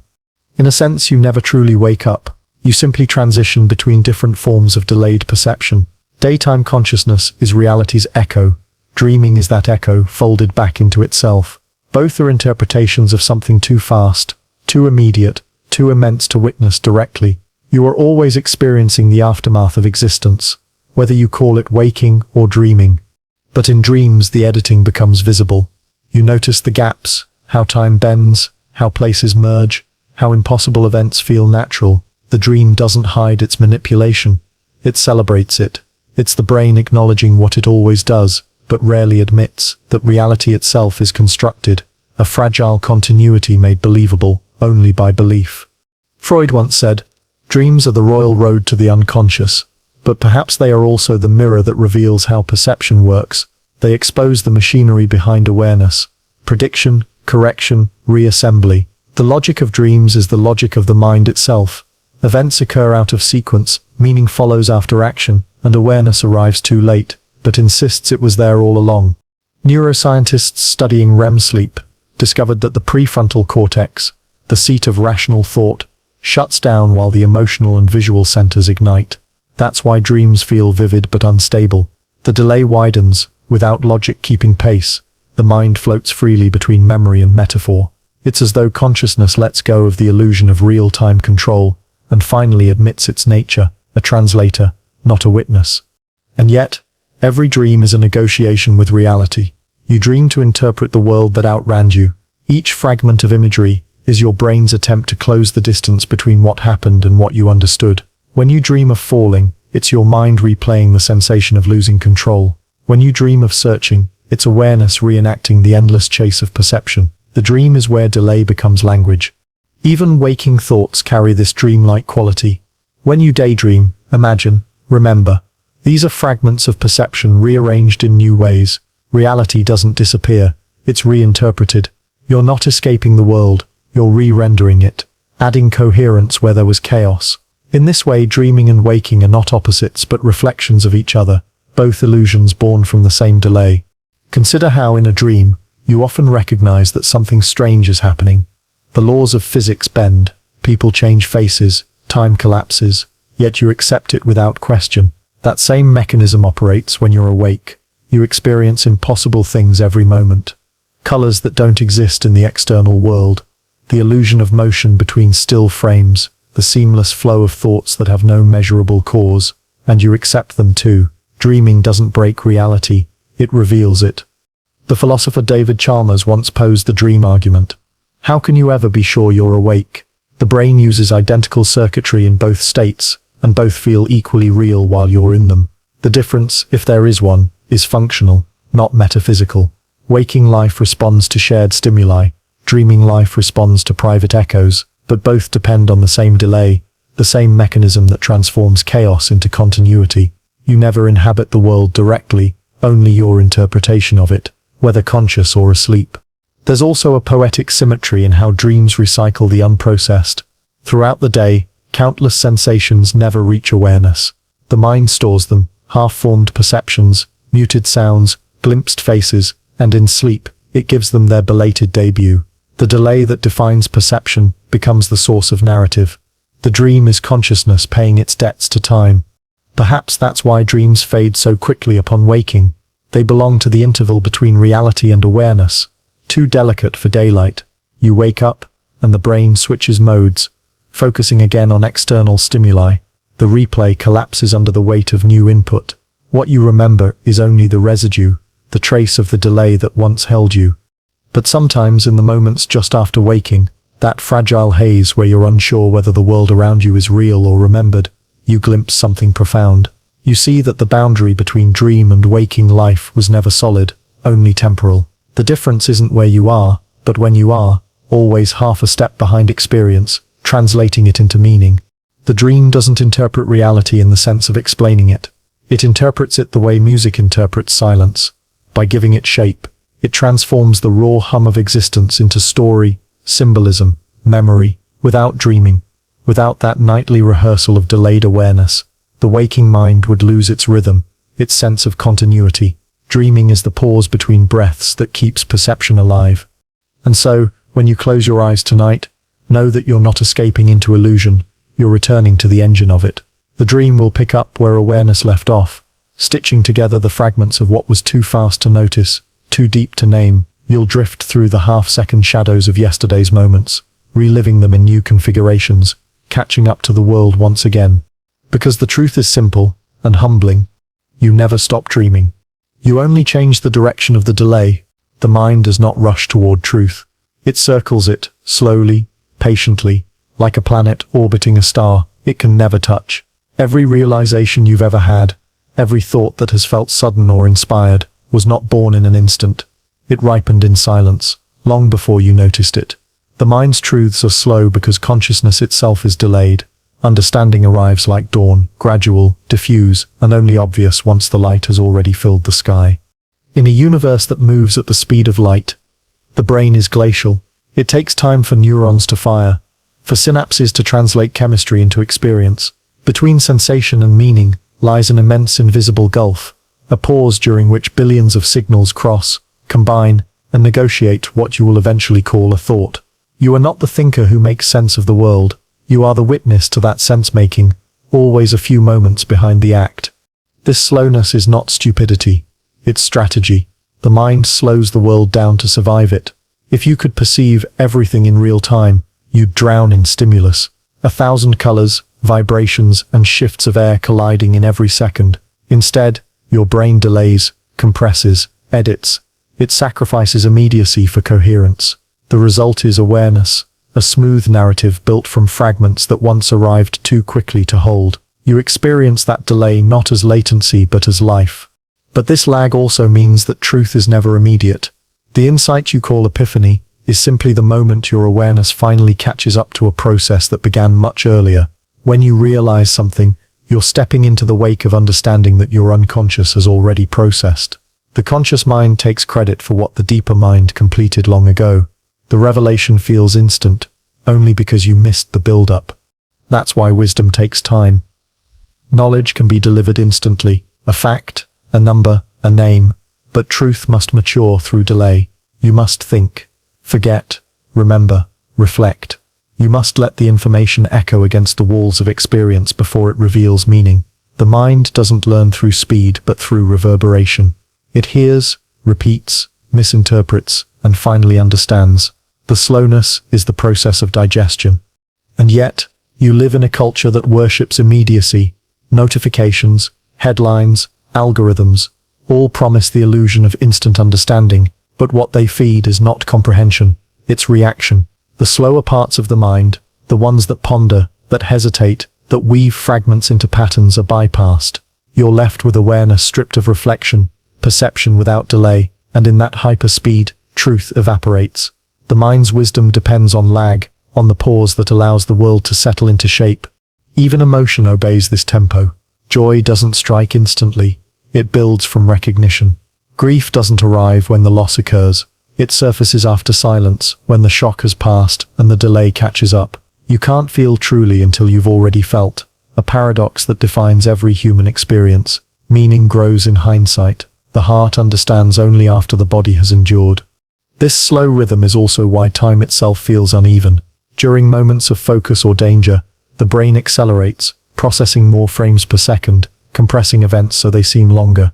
During monotony or peace, it relaxes, smoothing perception into a blur. The sense of duration expands and contracts like breath. Time isn't external, it's the reflection of your mental pacing, a slow truth stretching across consciousness's delay. If you've ever stared at a candle flame or the ripples of water and felt reality soften, that's the mind in sync with its own slowness. It stops chasing the instant and starts living inside the delay where experience expands. Meditation, prayer, contemplation, all these ancient practices are ways of aligning with the brain's natural tempo. They remind you that understanding isn't found in immediacy, but in the space that follows. There's something profoundly humane about this slowness. It means you are not designed for perfection or precision, but for reflection. The mind's delay allows forgiveness, of others, of the world, of yourself. Because everything you perceive has already happened, every mistake you notice is already past, and every emotion you feel is already memory. To live in delay is to live with grace, to know that you're always a little late but never too late to understand. It also means that truth is not a destination but an approach. You never arrive at it fully. You only circle closer, like a satellite adjusting its orbit. The world keeps happening faster than your awareness can follow, and yet in that slowness, you find meaning. The truth of the mind isn't fast or sharp. It's soft, like erosion shaping stone, imperceptible in the moment, undeniable in time. Perhaps this is why the deepest insights often come in silence, when the noise of immediacy has faded and the slower self can emerge. The truth reveals itself not through effort, but through waiting. Awareness must catch up to experience, and when it does, it doesn't shout, it whispers. The voice of truth is quiet because it travels from far away, from the half-second shadow where reality first became thought. So the next time you feel frustrated by delay, the hesitation before action, the confusion before clarity, the silence before speech, remember that these are not obstacles, they are the architecture of understanding. The mind moves slowly because it must, because meaning cannot exist in real time. The slow truth of the mind is not that it's late, it's that lateness is its gift. The delay lets you observe life as it unfolds, to see patterns instead of flashes, to find continuity where chaos might have been. Awareness is slow because it must translate eternity into something you can survive. And that is the quiet miracle of consciousness. It doesn't meet the world instantly. It arrives after, translating speed into sense, noise into rhythm, existence into experience. The truth doesn't break into you, it catches up to you. And when it does, it feels inevitable. As though it had been waiting there all along. Patient, patient. Inside the beautiful delay that makes you human, the moment you call now is gone before you even name it. You reach for it instinctively, in the breath, in the heartbeat, in the sound of your own voice. But by the time awareness arrives, the present has already turned into memory. Every instant of your life is over by the time you know it happened. You never truly stand inside the present. You only walk through its shadow, convinced it's sunlight. It's easy to forget this. The brain hides the truth well. It tells you there's such a thing as immediacy, that you're living in real time, responding as the world unfolds. But that's an illusion woven from delay. Your eyes, your skin, your ears, all of them report late. The brain collects their messages, waits for enough data to make sense of them, and only then delivers the polished product, the present moment. The irony is, that the moment it gives you has already happened. The present you inhabit is the museum exhibit of a world that has already moved on. It's a comforting illusion, necessary even. The body couldn't survive without it. If you experienced everything exactly as it occurred, you'd collapse under the simultaneity of motion and meaning. You wouldn't be able to act because the world would never pause long enough for comprehension. The delay gives you breathing space. It turns raw events into sequence, chaos into order, and that illusion of sequence becomes what you call time. But once you know this, once you sense the lag between experience and awareness, the world begins to shimmer strangely. You realize that every word you speak is already a memory when you hear it. Every step you take is already past when you feel the ground beneath you. The laughter, the pain, the recognition, all of it is gone even as it unfolds. You're not living in the present, you're remembering it as fast as you can. This isn't philosophy for its own sake, it's neuroscience. The brain processes sensory input in intervals of tens to hundreds of milliseconds. By the time you become aware of something, your neurons have already integrated it, analyzed it, and added context. Consciousness lags reality. What feels live is replay. The stream of consciousness is actually a series of stitched-together snapshots, smoothed by memory to appear continuous. The present is a movie projected slightly behind the film's true reel. And yet, you can't step out of it. Even when you try to grasp the instant, to be mindful, to live in the moment, the act of noticing turns it into the past. Awareness itself is delay.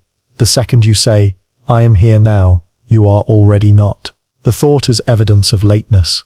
Presence isn't something you achieve, it's something the mind fabricates so that life feels bearable. This is why nostalgia feels like déjà vu, because it's built into every moment. You are nostalgic not only for the past but for the present slipping away as you experience it. Every joy carries its own elegy. Every moment of wonder is already grief in disguise. You love a sunset, not because of its light, but because your mind recognizes, even before you do, that it's disappearing. To be conscious is to mourn what you are still living. But there's a strange beauty in that too. The awareness that the present is already past gives depth to every sensation. It turns even the simplest act, sipping water, hearing a friend's laughter, feeling the warmth of morning, into something sacred. You are witnessing the unrepeatable, the vanishing, the once. The delay transforms life into art, each frame luminous because it's already gone. The mystics of every tradition have circled this truth. They've called the present an illusion, a reflection, a dream, but they've also found divinity in it. Not because it's eternal, but because it isn't. The fleetingness of experience is what makes it worth noticing. The mind, always behind, gives you the chance to see what's already passing.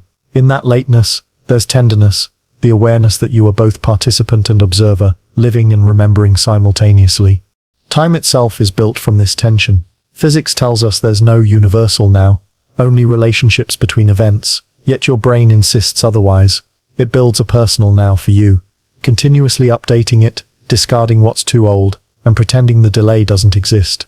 The universe may have no present, but consciousness can't survive without one. The lie of the present is your anchor in an ocean that never stops moving. And still, deep down you know. You've felt it when you've looked at an old photograph and realized you were already vanishing in it, even as it was taken. You've felt it when you've tried to hold a loved one's hand, aware that each heartbeat shared was one heartbeat closer to memory. The present is the past, beautifully disguised as participation. This realization can wound, or it can free you. If you resist it, you'll chase an impossible now, a moment you can never reach. But if you accept it, life softens. The pressure to be present dissolves. You begin to see that you've always been present, just not in the way you imagined. Presence isn't a place you can stand in, it's a wave passing through you. It leaves awareness behind like foam on sand, and that foam is what you call experience. The mind's delay doesn't separate you from reality. It gives you a way to see it. You live inside the echo of existence, and that echo is where meaning forms. The fact that the present is already past doesn't make it less real, it makes it real enough. Perhaps that's what consciousness really is. The universe's way of remembering itself, a mechanism through which the past reflects on its own passing. You are the witness through which moments acknowledge their end. You are the echo through which time becomes self-aware. So when the next moment arrives, already fading, already gone, don't rush to hold it. Let it leave its imprint quietly. Know that the beauty you feel is not despite its passing, but because of it, the present is always already past. But that doesn't make it empty. It makes it infinite, because it never stops returning, each new instant replacing the last, each delay birthing another now. You are not trapped behind time. You are carried by it. A consciousness forever a breath behind the world, forever watching the past unfold as the only thing that can be lived. Your eyes are always first.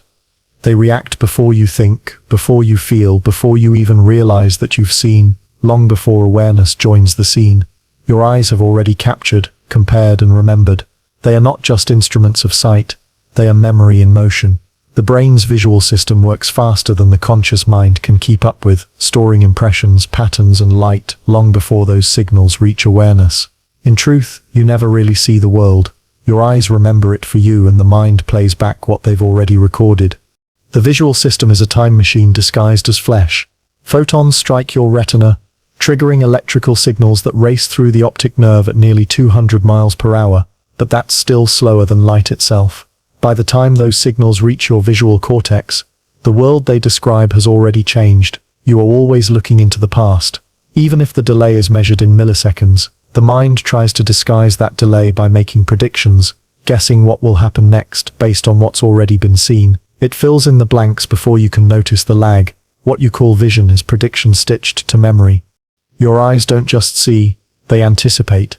They remember fragments of light, color, and motion, then use those memories to build the next frame before it exists.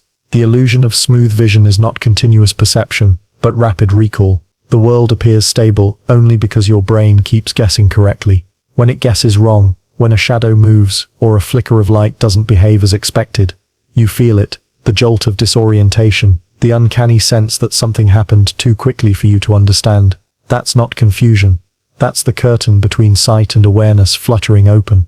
This rapid recall happens so effortlessly that you never question it. When you walk through a doorway, you don't stop to notice how your brain reassembles the entire visual field behind you from memory. You assume continuity because your eyes remember the past well enough to fake the present.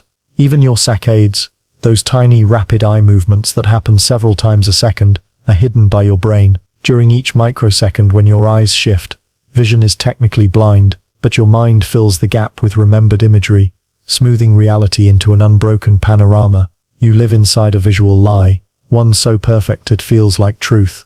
The eyes remember faster than you do, because they don't wait for permission.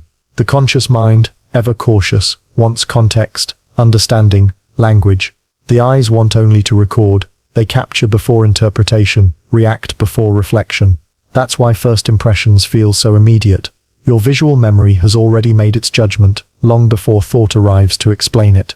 You decide you trust or fear someone, but the choice was made in silence, in the milliseconds before cognition caught up. There's a haunting beauty in that efficiency.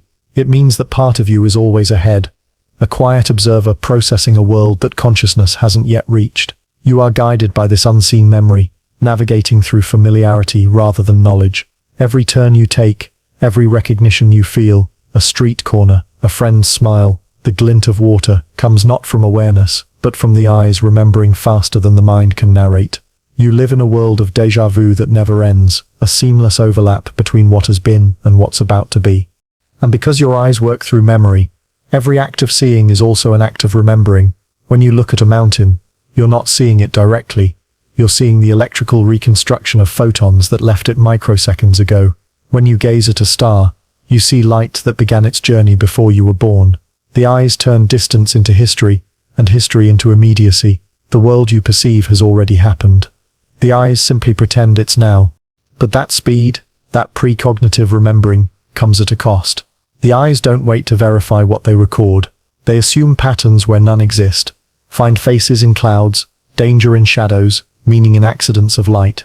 The same memory that lets you recognize what's familiar also invents what isn't. Vision is less about clarity than comfort. The brain prefers a plausible illusion to an honest unknown. You'd rather see wrongly than not at all. It's no accident that memory and imagination share the same neural architecture. The same circuitry that recalls also predicts, blending past and future into one continuous hallucination called the present. Your eyes are not cameras. They are artists, impressionists, not realists, painting reality from memory and hope. and every blink wipes the canvas clean for the next guess. Sometimes, though, the illusion slips. You catch a glimpse of something you can't name, a movement in the corner of your eye, a shape that doesn't exist when you turn to look. That's the raw speed of vision outrunning awareness, your eyes reporting before the mind has time to translate. For a brief second, you see what's real before it's processed. The world unfiltered, too fast, too alive to belong to you. Then the mind closes the gap, filling in the absence with narrative. The half-second delay returns, and you're back inside the replay. Even emotion follows this order. A scene makes you shiver. A flicker of light, a sudden shadow, long before you understand why.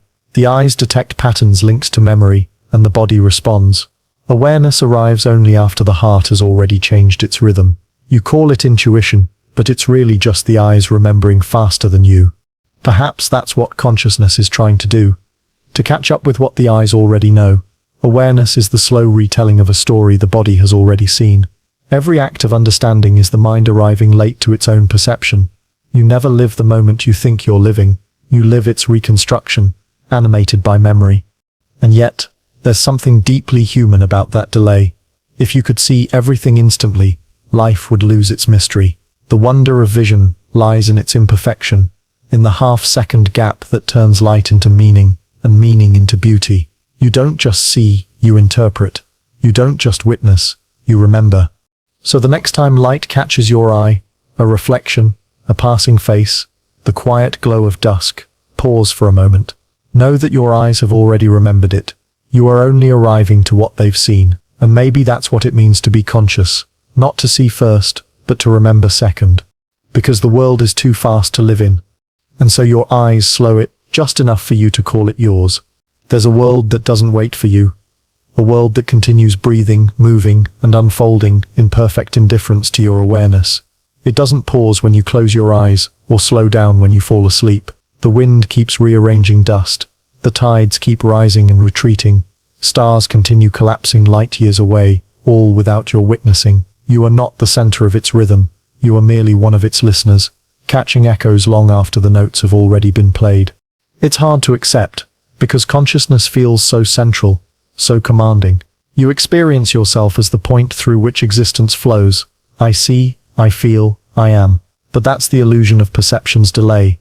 The universe doesn't wait for your awareness to catch up. The events that shape your world, the birth of clouds, the breaking of waves, the turning of seasons happen first, and you arrive later, always late, with your story about what it meant. Awareness doesn't command the world, it follows it, taking notes after the performance has already begun. Even within your own body, this is true. Your heart beats before you notice it. Your lungs expand before you feel the breath. Your cells repair themselves while you're unaware.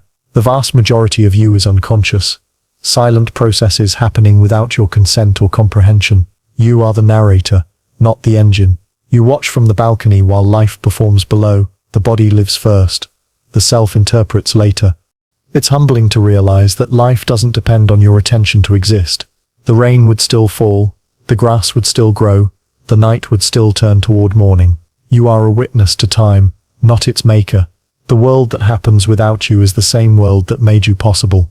Its patience precedes your perception. Its continuity survives your absence. But you are not excluded from it. You are embedded within it. The world doesn't happen to you.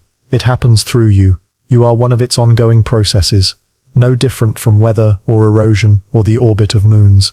The illusion of separation, of me here, and the world out there, arises from delay. Awareness observes only after experience has been filtered and framed, and so it assumes the existence of an observer distinct from what is observed. But that distinction is temporal, not existential. You are not outside the world. You are its delayed reflection. Imagine a vast film projected across reality. Mountains, oceans, stars, birth, decay, and you are one frame behind the light. You see the image after it has already shifted. The film doesn't pause for you, but it still includes you. Every frame a fragment of a story that's older and larger than comprehension. Consciousness is not the director. It's the audience that arrived halfway through the movie and still insists on making sense of the plot. The philosopher Alan Watts once wrote, "You are something the universe is doing." That's not metaphor. It's physics and biology. Every molecule in your body was forged in stellar explosions. Every breath you take is shared with forests, oceans, and clouds. The world doesn't surround you, it extends through you. Even your thoughts are made from it. The oxygen your brain consumes, the energy in the glucose that fuels its synapses, the electromagnetic hum of neural firing that turns chemistry into awareness. You are made of delay, of processes that began billions of years before your name existed. Still, you live as if the universe begins when you open your eyes. You say, "I watched the sunrise," as though the sun rose for you. But the sunrise didn't wait. Its light reaching you after 8 minutes of travel through space. Ancient photons finally finding a surface to reflect off your skin, your retina, your mind. You're watching a delayed transmission of a world that has never stopped happening. The sun doesn't notice your gaze, and yet, your gaze makes the sunlight meaningful. The world doesn't need you to happen, but you need the world to exist. The delay between them is where awareness lives. That's the paradox, though. The world happens without you. It also can't appear to you until you arrive. Reality and consciousness are partners in a strange choreography. One leads, the other follows. The dance wouldn't exist without either, but it also wouldn't be synchronized. You experience the rhythm, not the source. The universe moves first, and the self joins half a second later, saying, "Yes, I see." This truth is both freeing and frightening. It means you are not in control, but it also means you are not alone. The same forces that move oceans move through you. The same silence that shapes galaxies echoes inside your mind. When you stop believing that awareness commands reality, you begin to notice how much it listens. You are not the conductor of time. You are the instrument vibrating in harmony with it. Even death fits into this symmetry. The world continues without you as it always has. But nothing truly leaves. Energy only shifts form. The awareness that once lagged behind perception dissolves into the same processes that once created it. The rain doesn't stop falling when the river disappears. It simply finds another way to flow. And maybe that's the mercy in it all. That you can disappear, and nothing collapses. The universe doesn't lose its rhythm. It continues composing, endlessly delayed, endlessly arriving. Life doesn't depend on you noticing it. It just keeps happening. Vast, neutral, and strangely beautiful. So when you feel the weight of existence, the pressure to matter, the ache of wanting to keep pace with a world that refuses to stop, remember this: you were never meant to keep up. You were meant to witness.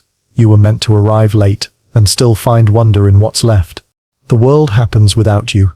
Yes.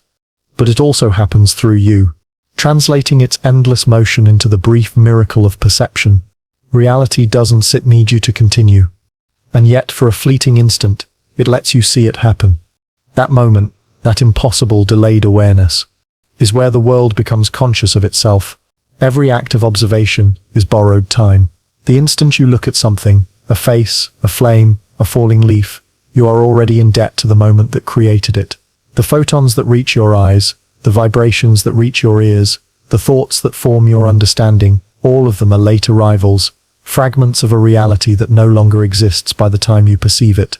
You owe the present your awareness, but the present has already moved on. Consciousness survives on delay, and the price of seeing is always paid afterward. This is the observer's time debt, the quiet, constant interval between what happens and what is known. Every sense you possess operates on credit.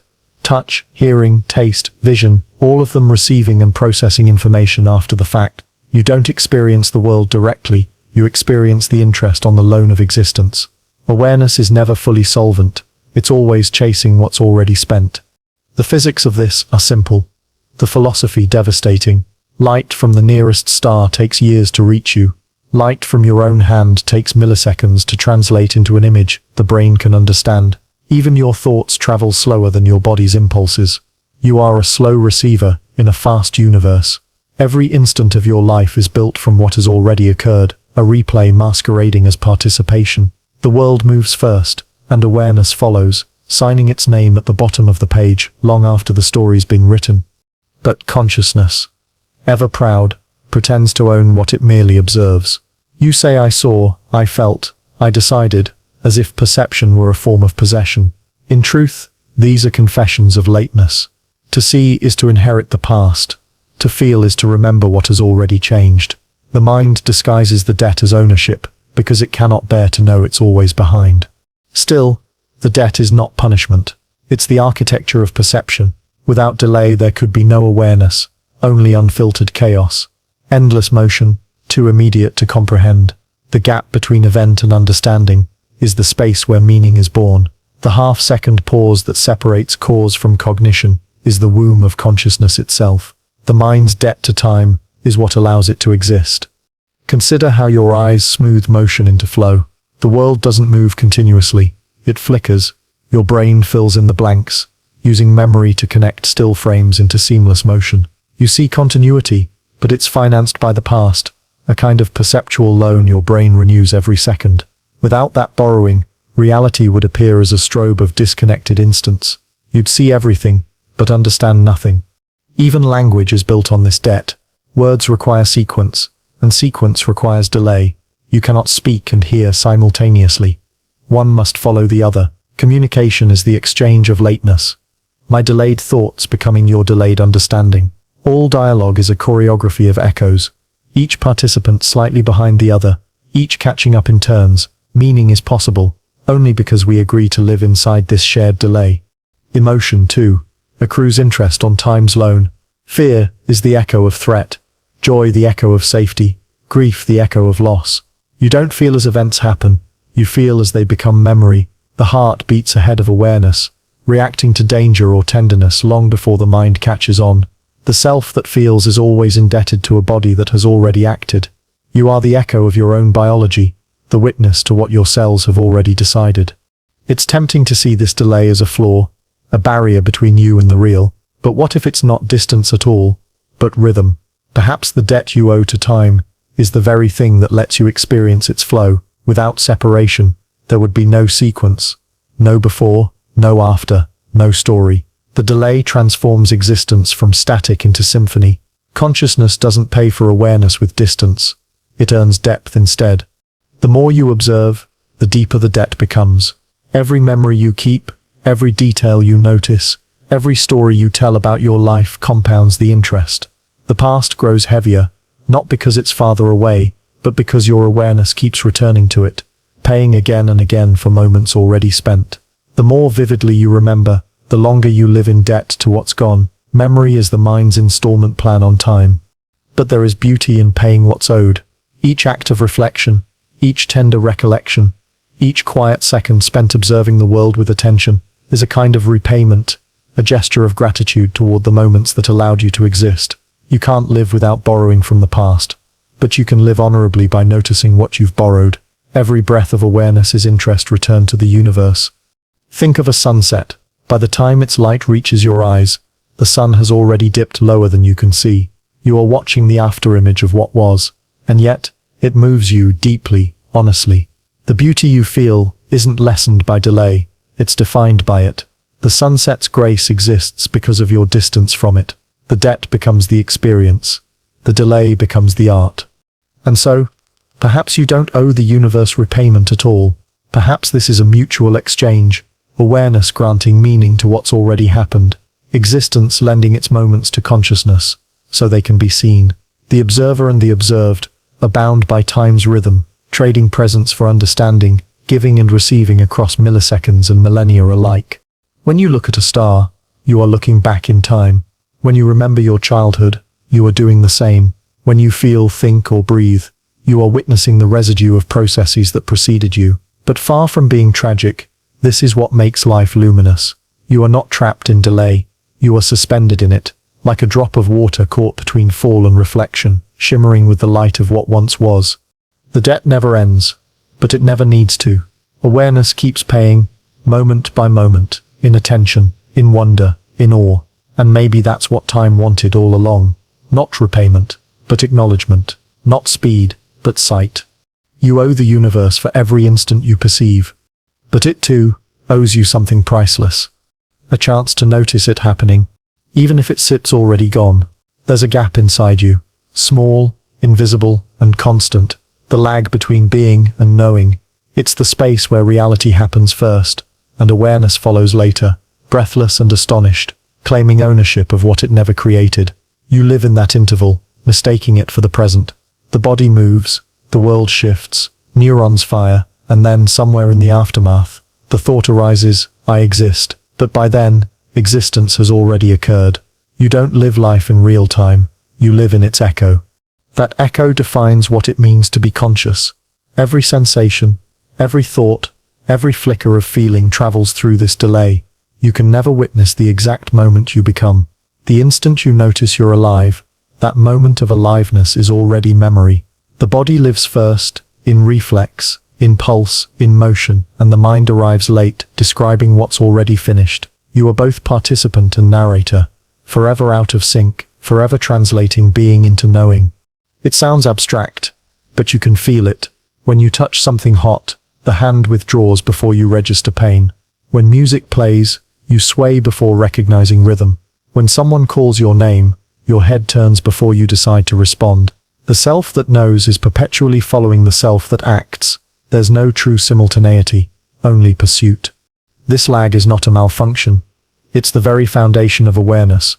The mind requires time to integrate, to organize, to make sense. If consciousness caught up to being, if you experienced existence exactly as it unfolded, there would be no comprehension, only collision. The delay slows the universe down to a human tempo. It transforms incomprehensible immediacy into narrative. You perceive time because of the gap between your actions and your recognition of them. The lag doesn't separate you from life. It makes life understandable. But it also makes life tragic, because by the time you know something, it's already gone. You love, and the awareness of loving arrives after the moment has passed. You grieve, and grief is your knowledge, catching up to loss. You understand only in hindsight, and even joy is delayed, felt fully only when memory replays it. Every emotion is the shadow of an event already concluded. You are perpetually late to your own existence. This lateness shapes your sense of self.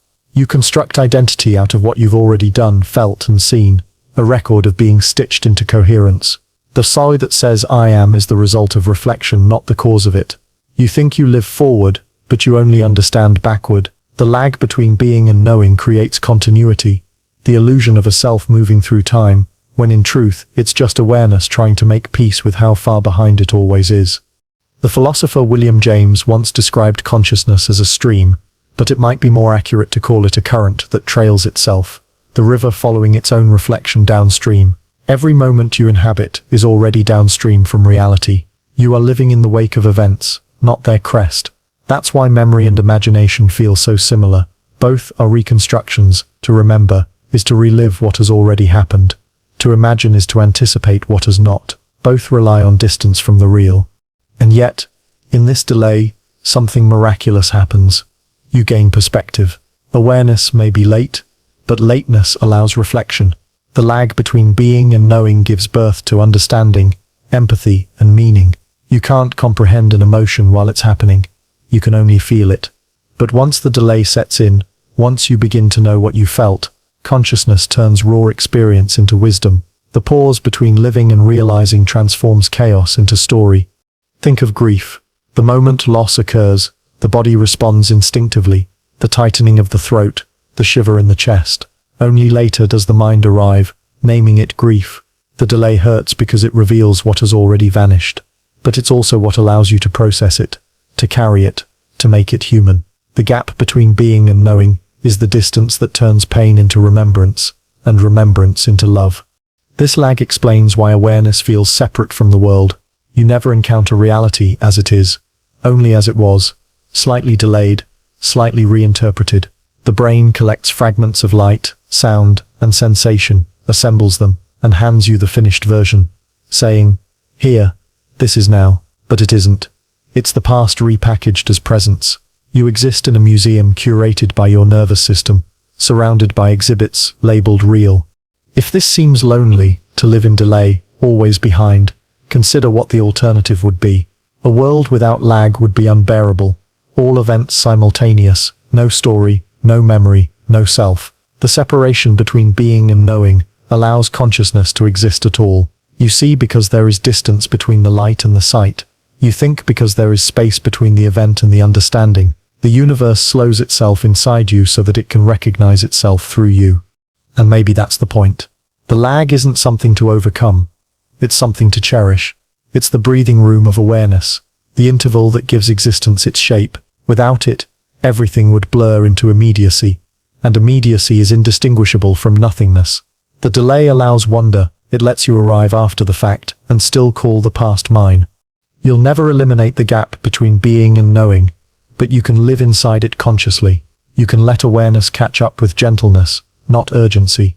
You can learn to see the beauty in the late arrival of understanding, in the grace of delayed clarity. You can forgive yourself for realizing too late, for feeling too late, for speaking too late, because lateness is the essence of being aware at all.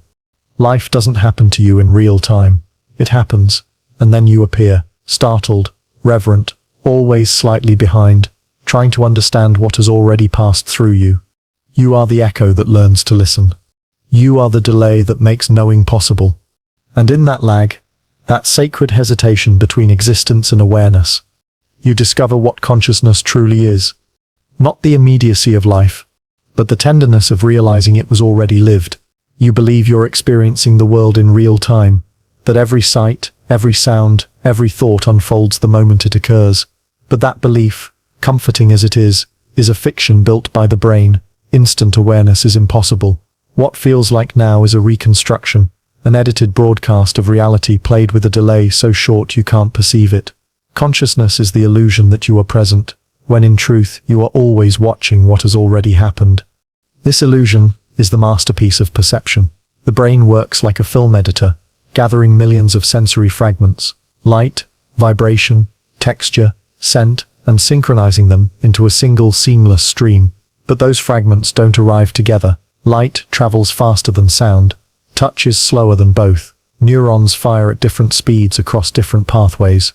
To make sense of this asynchronous chaos, the brain holds everything back just long enough to align it, before presenting the finished version to awareness. That delay, roughly 1/10 of a second, is the hidden distance between reality and perception. You call that delay the present moment. This is why lightning and thunder seem to happen together, even though they don't. Why you feel you're moving continuously, even though your eyes freeze several times a second during saccades. The mind hides the cuts, filling the blanks with imagined continuity. You don't see raw data, you see the brain's best guess. It's not deception, it's design. Instant awareness would be chaos. The illusion of simultaneity is the price of sanity. And yet, this illusion defines everything. You act, react, decide, and feel as though awareness is immediate. But the you who acts is not the same you who observes. The decision happens before you know you've made it. The words leave your mouth before you're aware you've chosen them. Consciousness lags, then retroactively claims authorship. I decided, it says, though the neurons already fired. I felt, though the emotion had already risen and fallen. Awareness takes credit for what it only narrates. The philosopher Daniel Dennett called this the use illusion, the brain's interface for managing complexity. Like the icons on a computer screen, consciousness hides the machinery beneath. You don't see circuits and calculations, you see symbols you can understand.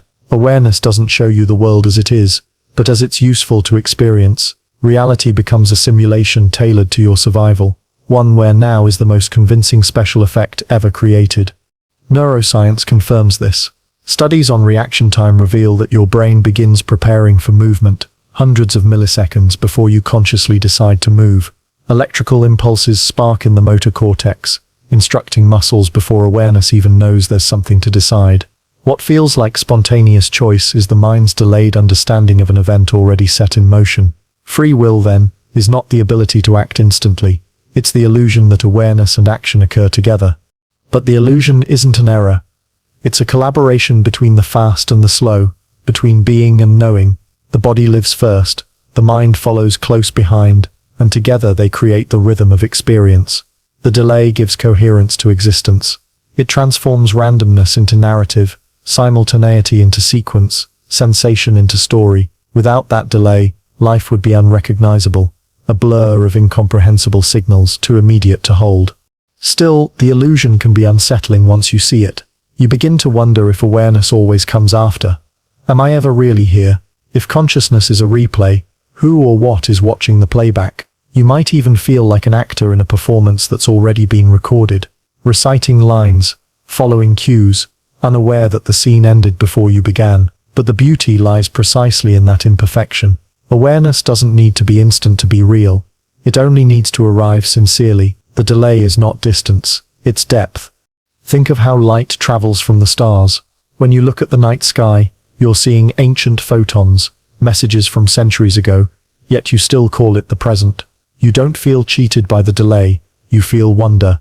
The illusion of instant starlight gives meaning to distance. In the same way, the mind's illusion of instant awareness gives meaning to being. You're always looking into the past, but it feels like life because your brain translates delay into continuity, distance into participation. You can even sense this illusion if you slow down. Sit in silence and focus on a single breath. Notice how the awareness of inhaling lags slightly behind the act itself. The breath happens first, the recognition second, and yet it feels whole, complete, unified. The illusion is doing its work, merging two moments into one. You experience harmony not because the world and mind are synchronized, but because the mind is brilliant enough to hide the gap. Every art form imitates this trick. In music, a melody only exists because of delay, notes separated by intervals, yet experienced as one flowing sound. In film, continuity arises from cuts stitched together by the viewer's perception. Life is no different. You are the audience, and consciousness is the editor. Trimming, blending, projecting. The illusion of instant awareness is the greatest editing job in the universe. But perhaps the most profound consequence of this illusion is empathy. You can understand others because you can reflect, because awareness arrives late enough to compare, interpret, and imagine. If you lived in perfect immediacy, you could never feel what someone else feels. You would be trapped in the raw flood of sensation. The delay between experience and awareness gives space for compassion. It allows the heart to observe itself, to feel twice, once in being and once in knowing. So yes, instant awareness is an illusion, but a necessary one, a grace built into the machinery of mind. It's what makes you believe you are living now, even though now is already gone. It keeps you from falling through the cracks between seconds. It allows you to walk, to speak, to love, to grieve, to call something present, even when it's only memory pretending to be time. You are always slightly behind life. But in that small delay, that fraction of a second where reality becomes consciousness, the miracle of existence unfolds. The illusion of instant awareness isn't sent to lie. It's the most beautiful truth the brain could ever invent. Reality never happens all at once. It only seems to. What you call the world is a synchronized performance stitched together by delay, a cosmic buffering system that keeps existence from collapsing under its own immediacy. Every particle, every wave of light, every neuron, every heartbeat participates in a choreography of lateness. Reality itself runs on latency. Light, for example, is fast, the fastest thing there is, yet still not instant. The sunlight warming your skin left the sun 8 minutes ago. The glow of a star may have traveled millions of years before meeting your eyes tonight. You are surrounded, not by what is, but by what was. The night sky is a cathedral of memory, light performing its ancient encore, and yet, it feels current, alive, now. Reality hides its latency by making every delay appear simultaneous. On a smaller scale, your body repeats the same deception. Sensory signals crawl through nerves at the speed of conduction, not the speed of light. The brain receives them out of order. Touch before sight, sight before sound, then retimes everything to make them seem synchronized. You live in a seamless orchestra, conducted by a mind that's constantly adjusting for lag. When a door slams, the sound reaches you long after the visual shock, but your brain aligns them so precisely that you swear they happen together. The illusion of a continuous world depends on this internal latency being disguised. Physics tells us latency is unavoidable. Even at the quantum level, information can't travel faster than the universal speed limit. Every interaction in the cosmos has a finite propagation time. Between cause and effect, there is always distance. Between distance and perception, always delay. Existence is not an instantaneous flash. It's a relay race, where each particle hands its state to the next. The universe communicates in slow motion, but its scale is so vast that the slowness becomes invisible. And yet, this invisibility is what creates your sense of presence. If you could perceive reality without its built-in latency, everything would happen all at once, an explosion of simultaneity too dense to interpret. There would be no before or after, no movement, no life. Latency separates the infinite into digestible intervals, giving rise to time itself. Time isn't a backdrop reality moves through, it's the residue of delay. This delay even shapes your thoughts. The brain's electrical conversations depend on latency to think at all. Signals jumping between neurons must pause, however briefly at synapses. That pause, microseconds long, allows for choice, complexity, and reflection. If the signal traveled instantly, the system would lock into static. Consciousness exists because the mind is slow enough to notice itself. Awareness blooms in the space between transmission and receipt. You can see latency shaping emotion too. Love lingers because memory replays it faster than reality can erase it. Grief persists because understanding arrives slower than loss. Even laughter depends on delay, the beat between punchline and realization. Without latency, there would be no tension to resolve, no story to tell, no rhythm to feel. The beauty of existence depends on things not happening all at once. But we live in an age obsessed with erasing delay. Faster networks, faster downloads, faster responses, the fantasy of zero latency. Yet the closer we get to immediacy, the thinner experience becomes. When everything happens instantly, nothing has time to mean anything. The pause between stimulus and understanding, the very pause that gives awareness its depth, disappears.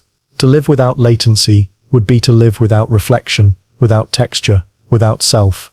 Reality's built-in latency protects you from that. It slows the universe to a human rhythm, turning cosmic simultaneity into perceivable sequence. The delay between event and awareness becomes the stage on which consciousness performs. You are not apart from that latency.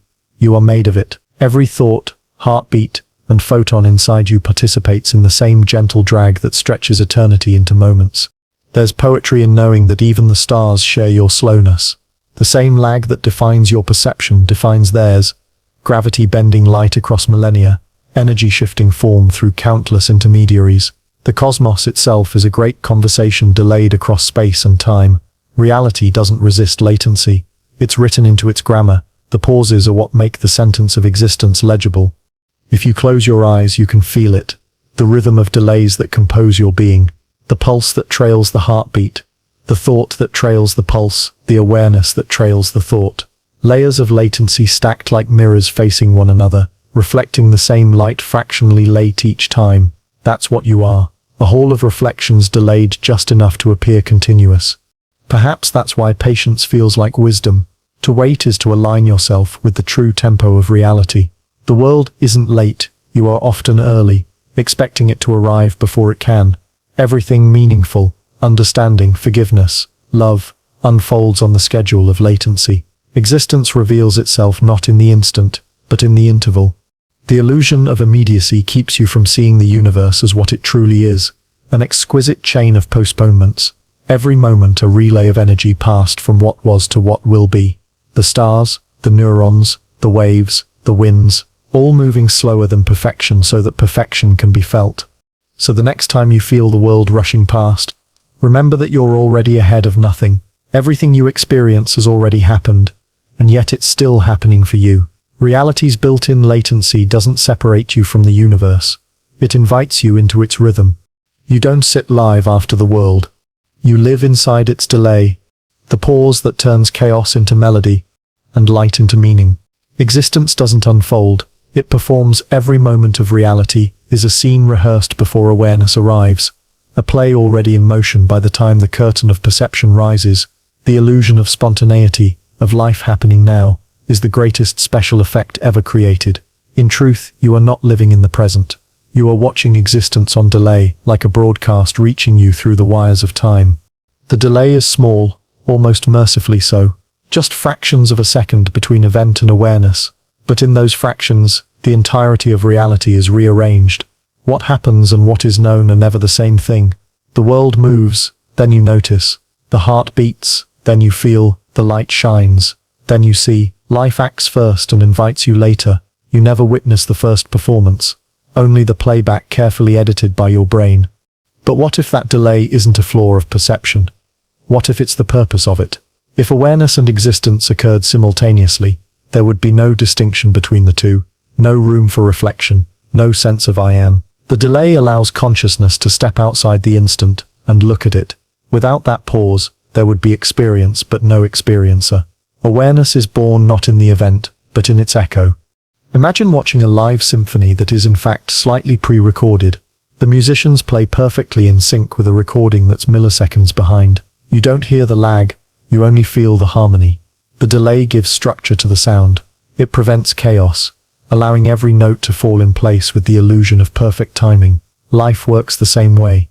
Existence plays on delay so that reality can feel coherent, so that awareness can exist as rhythm, not noise. This delay is not just neurological, it is cosmic. The universe itself runs on postponed causality. Light takes time to travel, gravity takes time to pull, stars take time to die, and their deaths take time to reach your eyes. You live in a cosmic echo chamber, surrounded by events that ended long ago but continue performing for you. The stars you admire are ghosts whose light hasn't yet caught up with their absence, and yet their delay is what allows you to see them at all. At the human level, the same principle applies. You speak words that were prepared milliseconds before you knew you were going to say them. You make choices that began in the unconscious before thought claimed them. You are the delay pretending to be the source. But this illusion is merciful. It gives you narrative, ownership, the experience of continuity. The play must be convincing for the audience to believe in the story. In fact, all meaning emerges from this temporal gap. The painter doesn't see the brushstroke as it lands, but only after it's made, yet in that observation, creation becomes art. The musician hears the echo of her own note and interprets it as music. Even thought itself, that private monologue of awareness, is a dialogue between what has already been thought and what is still forming. Consciousness is an improvisation built on echoes. If you listen closely, you can feel this delay in everything you do. The moment your eyes adjust to a dark room, the image that forms is the product of seconds of neural recalibration. The taste of food is a reconstruction of layered signals arriving from tongue, nose, and memory, fused into unity by your brain's timing. When you feel a loved one's touch, the emotional warmth follows the physical contact, delayed but deeply entwined. The world is late, but its lateness is what makes it tender. This lag also explains why you remember more vividly than you live. The mind is never fully inside the moment. It is always one scene behind, taking notes for the next replay. By the time you realize something was beautiful, it's already gone.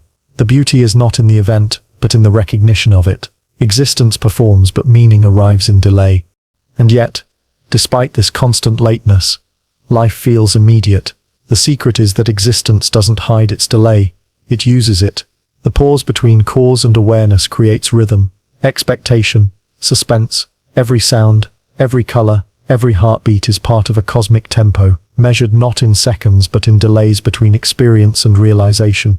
You live inside that rhythm, mistaking it for the present, when in fact it's the exquisite coordination of things happening slightly too late. Perhaps this is what time itself is. The tension between performance and perception. The universe plays endlessly ahead, and consciousness listens from just behind, synchronizing itself with the echo. Time isn't a river flowing forward, it's a song echoing backward, awareness catching up to a melody the cosmos has already composed. But in that chase, something miraculous happens. Awareness creates value. If existence played in perfect real time, there would be no audience, no appreciation, no awe. Everything would collapse into pure immediacy, unbearable, directionless. The delay gives you room to marvel. It allows you to call something beautiful, tragic, or sacred, only after it passes. Meaning requires distance, and distance is what delay provides. Even language reflects this. Every word you speak lags behind what you mean. Every silence after a sentence carries the echo of what was unsaid. In the gaps between words, understanding forms. Existence itself is conversation, the universe speaking in delays, and consciousness responding slightly after, pretending it was first to speak. So when you feel out of step with life, when moments seem to escape you, when time feels slippery, remember that's how it's meant to be. You are the echo, not the origin. You are awareness running one frame behind the film reel of the cosmos. The world plays, and you interpret. That's not failure. It's the design of experience. Because existence needs its delay. Without it, there would be no past to remember, no rhythm to feel, no meaning to unfold. Awareness doesn't break the illusion of delay, it perfects it. The universe performs its endless play, and you, the observer, sit half a heartbeat behind, watching, translating, and calling the delayed miracle of being. Now, you are not a live broadcast. You are a replay, a recording that thinks it's happening in real time. Every thought, memory, emotion, and decision, is the result of signals that have already fired, moments that have already unfolded. The self you experience is a playback stitched together from echoes, a delayed compilation so smooth you mistake it for the present. You are not the voice. You are the recording of it, playing back to itself.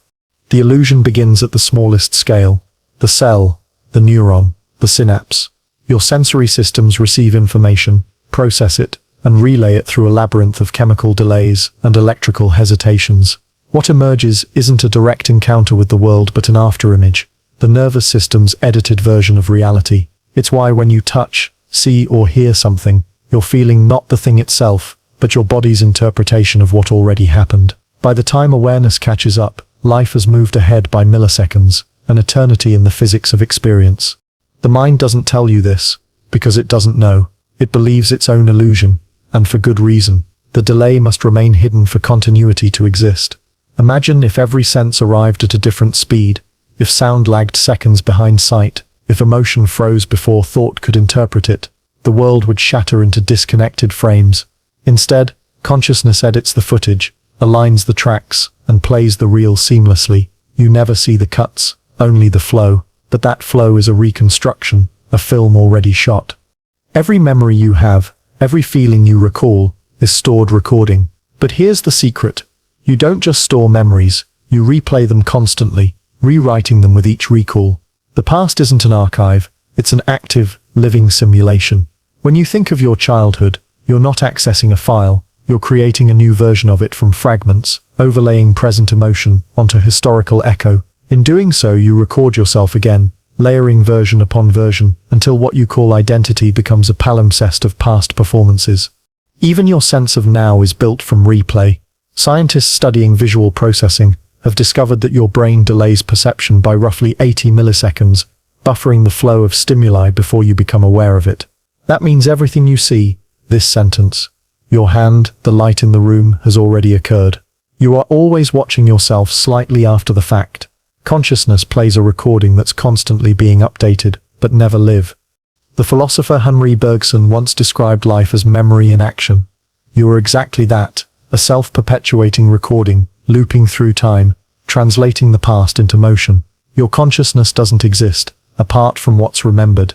It is the remembering. Every thought you have relies on what came before it, and even your anticipation of the future is based on past replay. You are not a continuous presence, but a rapidly repeating pattern of recollection. Consider how language reveals this truth. When you say I am, the statement itself is already old. The I you name was real an instant ago. The words arrive too late to capture it. By the time the sentence ends, its subject has changed. Every declaration of existence is a self-portrait drawn from memory. The more you speak about yourself, the further behind you fall. And yet this lag doesn't diminish life. It animates it. If awareness were perfectly synchronized with reality, there would be no reflection, no identity, no story. A live feed has no narrative. A recording does. The delay gives you the capacity to edit, interpret, and assign meaning. You are not just experiencing the world, you are constantly producing the documentary of your own existence, narrated half a second behind reality. This is why music moves you, why film captivates you, why memory hurts and heals. They mimic the rhythm of your own perception, the swelling of a song, the slow dissolve between frames, the echo of a chorus. They mirror the way consciousness replays experience. Art feels familiar because it speaks the language of your inner recording, repetition, reflection, delay. But the recording is imperfect, and that imperfection is the essence of being human. Each replay introduces distortion, new emotion, new meaning, new understanding. You are not the same person remembering that you were when you lived the memory. The recording evolves with every playback, the static, the fade, the changes in tone. That's growth. Awareness refines its own recording, until the recording becomes something new altogether. Sometimes this creates dissonance, the strange alienation of looking at an old photograph and recognizing yourself yet not recognizing yourself at all. The image is familiar, but the consciousness remembering it is newer, edited by time. You are the latest version of your own recording, the one currently playing, rewriting the soundtrack as it goes. The earlier versions still exist, layered beneath you, whispering in the static. Perhaps this is why silence feels sacred. because it's the one moment when the recording pauses, when the mind stops replaying itself. In that quiet, you almost sense what's beyond the playback, the raw signal of existence, unbuffered, unprocessed. But it never lasts long. The mind always presses play again, resuming the performance that is life. You might think this means you are less real, that if everything you experience is delayed, nothing is immediate. But it's the opposite. The recording is reality. It's the way existence makes itself knowable. The delay isn't a wall between you and the world. It's the bridge that connects them. The playback is the proof that something happened, that you happened. So when you feel the loop, when life seems like a repetition, when memory blurs into the present, when the world feels strangely familiar, remember, that's not illusion, it's design. You are a living archive, consciousness replaying itself in real time. You are not late to the world. The world is unfolding precisely at the speed required for you to perceive it. You are the echo of every heartbeat you've ever had, the playback of every thought you've ever thought, the recording of a life so real that it must be remembered to exist. And as the reel continues to spin, you still keep replaying, reinterpreting, and rewriting. Not because you're behind, but because that's how being becomes knowing, and how knowing becomes you. It's a strange thing, to be both the watcher and the watched. To live inside a mind that not only experiences life, but also constantly observes itself experiencing. Consciousness doesn't simply live, it reviews. Every thought, every perception, every emotion is immediately followed by another layer of awareness that looks at it, comments on it, replays it. You are not just the actor in the story, you are the audience sitting in the dark, watching yourself perform. You think in the present tense, but your awareness is already behind you, watching the replay of what's been done. When you smile, consciousness sees the smile a fraction later.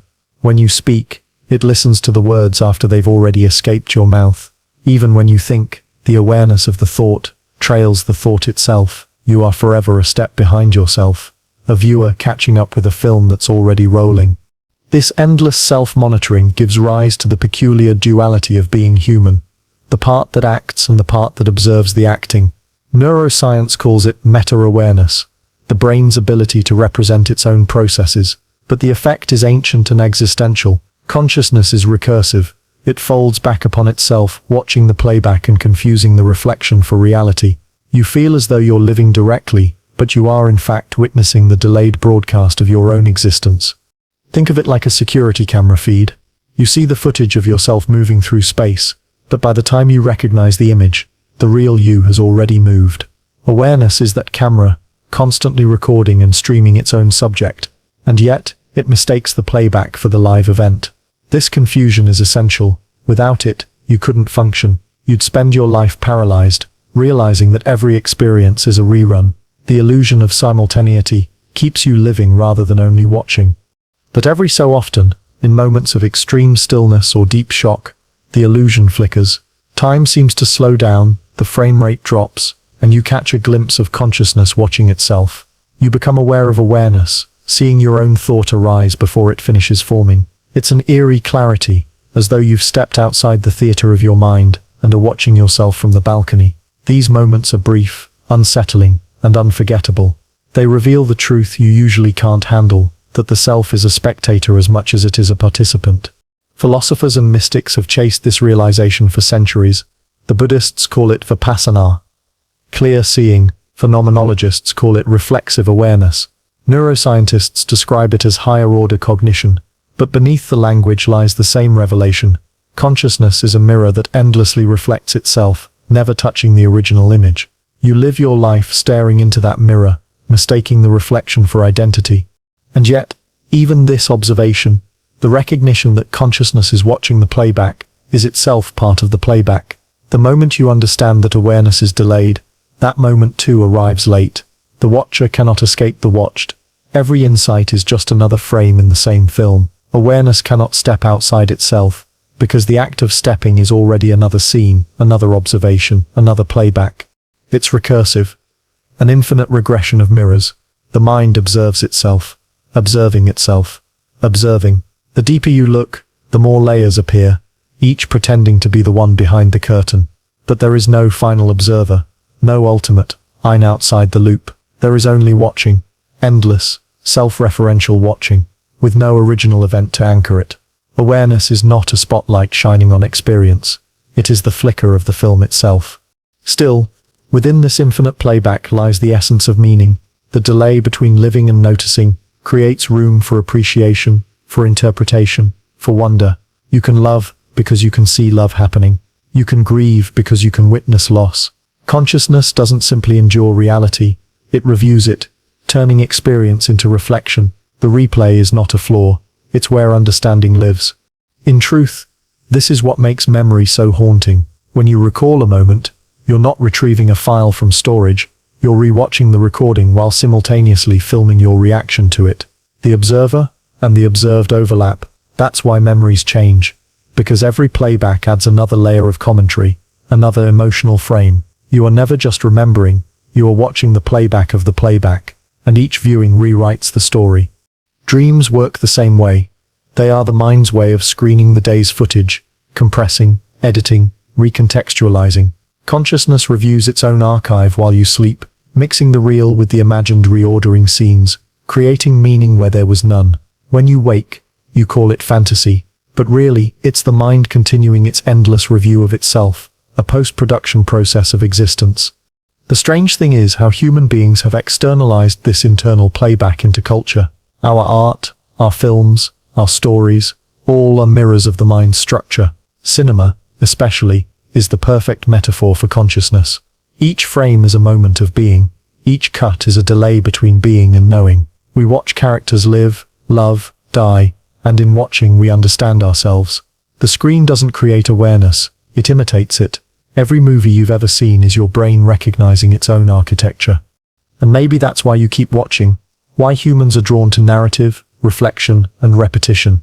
Deep down you know that consciousness is not creation, but observation. You don't need the world to give you meaning, you need the replay of the world to see the meaning that was already there. The universe performs, but awareness is its critic, taking notes, analyzing tone, applauding, weeping, remembering. Eventually, every observer realizes that the playback never ends. There's no final scene, no complete picture, no true reality behind the projection. The act of watching is reality. The film keeps looping, and consciousness keeps noticing. Slightly too late, beautifully too late. So yes, you are both the recording and the reviewer, the actor and the audience. You are the delayed reflection of yourself, endlessly rewatching the story of your own becoming. And perhaps that sips the truest definition of consciousness. To live as a playback that never stops playing. To watch your own mind unfold, like a film that rewinds and restarts forever. A cosmic screening where the watcher and the watched are the same light flickering through time. The universe is patient, impossibly patient. It unfolds in silence, waiting for you to look up, to listen, to notice. Every star burns for eons before a single conscious eye ever sees it. Every wave breaks on empty shores before a human mind names its sound, and yet it keeps going, as if creation itself believes that awareness is worth waiting for. The cosmos doesn't rush. It performs in slow motion, knowing that one day someone you will finally arrive to witness it. It has always been this way. Long before you existed, light left distant galaxies, carrying messages you would one day receive. That light has been traveling through emptiness for billions of years, never losing faith that a sentient being would one day be here to interpret it. The stars don't just shine, they wait. Every photon you see tonight began its journey, long before life on Earth even existed. The universe has been performing its play across time, and you are the late arrival, the audience walking in halfway through, unaware that the show began before you could comprehend what a show even was. But this lateness is not failure. It's the very design of perception.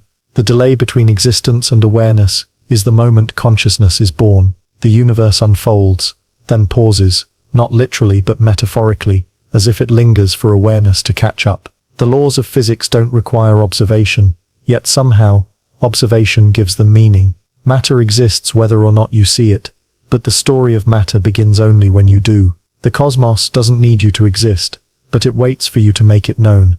Think of it this way. A sound wave can travel endlessly through air, but until something listens, it is not sound, it is vibration. A beam of light can cross galaxies, but until an eye receives it, it is not brightness, it is radiation. Existence without awareness is potential without presence. The universe becomes real only when it is noticed.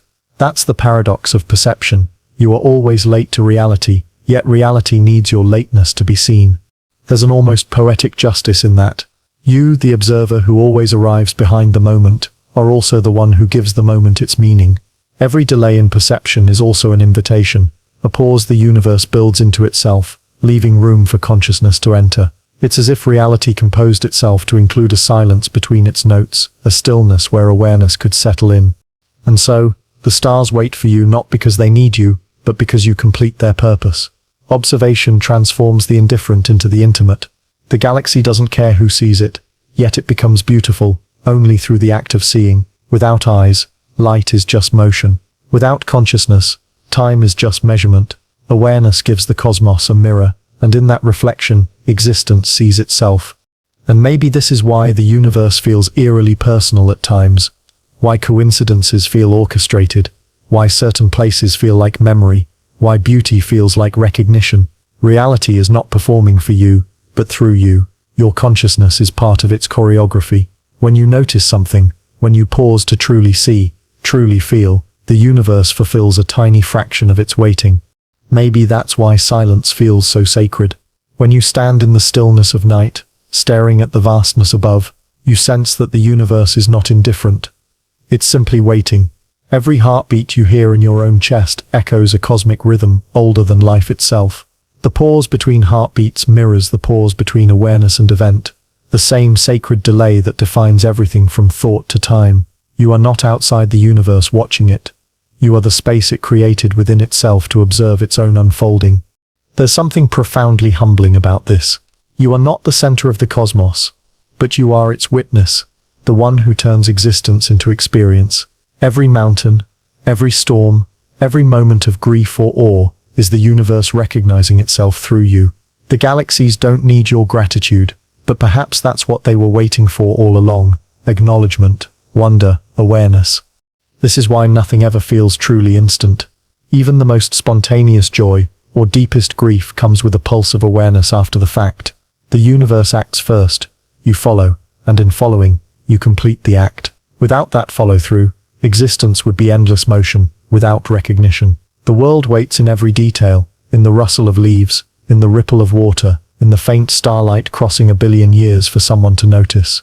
The delay between existence and awareness, the same delay that frustrates philosophers and fascinates neuroscientists, is not an accident of biology. It's the tempo of the cosmos itself. Creation unfolds in time because meaning needs time to form. The world pauses for you because the pause is you. You are the universe's moment of reflection. You are the interval where reality contemplates itself. So when you walk beneath the night sky, remember the light that touches you began its journey before humanity had words. And yet, here it is, reaching you gently delayed, perfectly timed. That is not coincidence.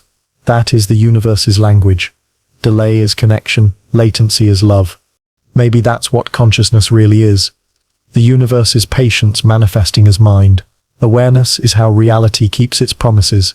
You are late to everything that happens, but you're always right on time to witness it. You are not an intruder to existence. You are its answer. The cosmos speaks slowly, and you are the pause it takes to listen to itself. The stars burn. The galaxies spin. The atoms hum. And somewhere inside the endless machinery of delay, awareness opens its eyes, realizing, at last, that the universe has been waiting all along. You have finally reached the end, or what feels like the end, though even this moment, right now, has already passed. You are reading the last words of a story that was always written slightly before you could know it. Every idea that unfolded here, every realization that dawned, every silence that deepened, arrived before awareness did. You are catching up to something that has already moved on, a truth that exists only in retrospect. That's what this entire theory has been trying to tell you. You do not live inside the present. You live inside its echo. The now you experience is a reconstruction, a recording, a playback of reality that the mind polishes and delivers to you with exquisite precision. You are the recipient of a universe that speaks first and waits for you to understand later. And yet within that delay, in that fragile gap between being and knowing, lies everything that makes existence meaningful. The world happens, then you notice, and in noticing, it becomes beautiful. And maybe that's the secret. There never was a present to begin with. What we call now is just awareness catching up. The delay becoming so smooth, so perfect, that it feels like simultaneity.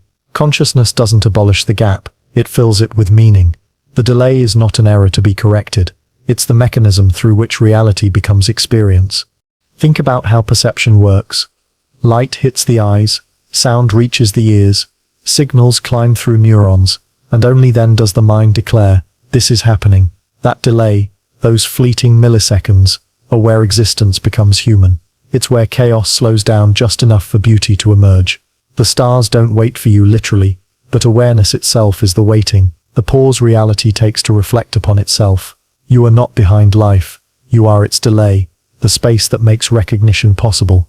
It is strange to realize that you've never once seen reality as it is, only as it was. The light that reaches your eyes has traveled across time.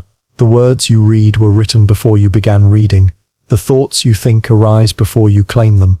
You are a witness to a film that's already rolling, yet somehow it feels live. The illusion of immediacy is the mind's greatest act of grace. It lets you experience the past as if it were happening right now, transforming memory into presence. Everything you've ever loved was already gone by the time you loved it. Every sound you've ever heard had already ended. Every face you've ever seen was already changing. And yet, that lateness never ruined the beauty. It was the beauty. Love itself is a form of delayed recognition, the realization, after the fact, that something mattered. Meaning always arrives second, never first. In that sense, consciousness is not a spectator but a poet, turning after images into understanding, turning echoes into stories. You don't live reality, you interpret it. You are the commentary track of existence, the soft voice that whispers meaning over the unfolding film of time. Without delay there would be no perspective, no reflection, no art, just the ungraspable flow of being too immediate to understand.